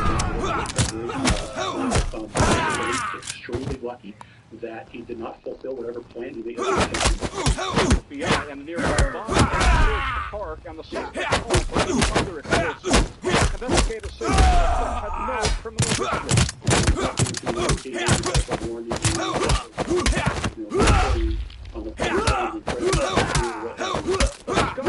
Just hours after a 40-year-old shooter was discovered suspected of murdering 18 people at 2 times before dying by suicide. The sheriff in Colorado says teams have called on the ride to ensure they're safe. What the suspect's motivation might have been. All right, Tom Costello, thank you for that. NBC's exclusive report coming up next. A mother's months-long search for her son moved into a mission. Though he was hit and killed by an off-duty police officer. Now to our NBC News exclusive. A mother in Mississippi searching for her missing son, only to learn that he had been struck and killed by a police car, and no one told her for nearly 6 months. Blake Alexander reports on what she's been into. The last time Betterstein Wade saw her son Dexter, the two had an argument and he'd left the house. But 3 days later, when her 37-year-old son had come home, she knew something was wrong. Never. Within 2 weeks, she filed a police report. For months, her calls to police got the same response. No update. What that time was like for you? That time was horrible. You would think you might have got somebody might have had him, forced him. You just ran this call to say, Mom, I'm alright. I'm alright. All you want to do is be a child. Then, in August, nearly 6 months after had been hit by an off-duty Jackson police officer while crossing a highway. It had happened less than an hour after he left home that day. Then, another bombshell. Dexter had already been buried in an unmarked grave behind county jail. The only sign, a pole with the number 672. Tried to find you, and I couldn't. I'm sorry, baby. I'm sorry you are here. You so broken. About put him in a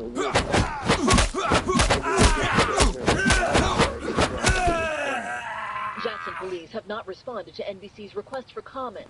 According to the coroner's office, an investigator identified Dexter and contact information for his mother, police, but she says she never received a call. After NBC News broke the story last week, Jackson's mayor said this.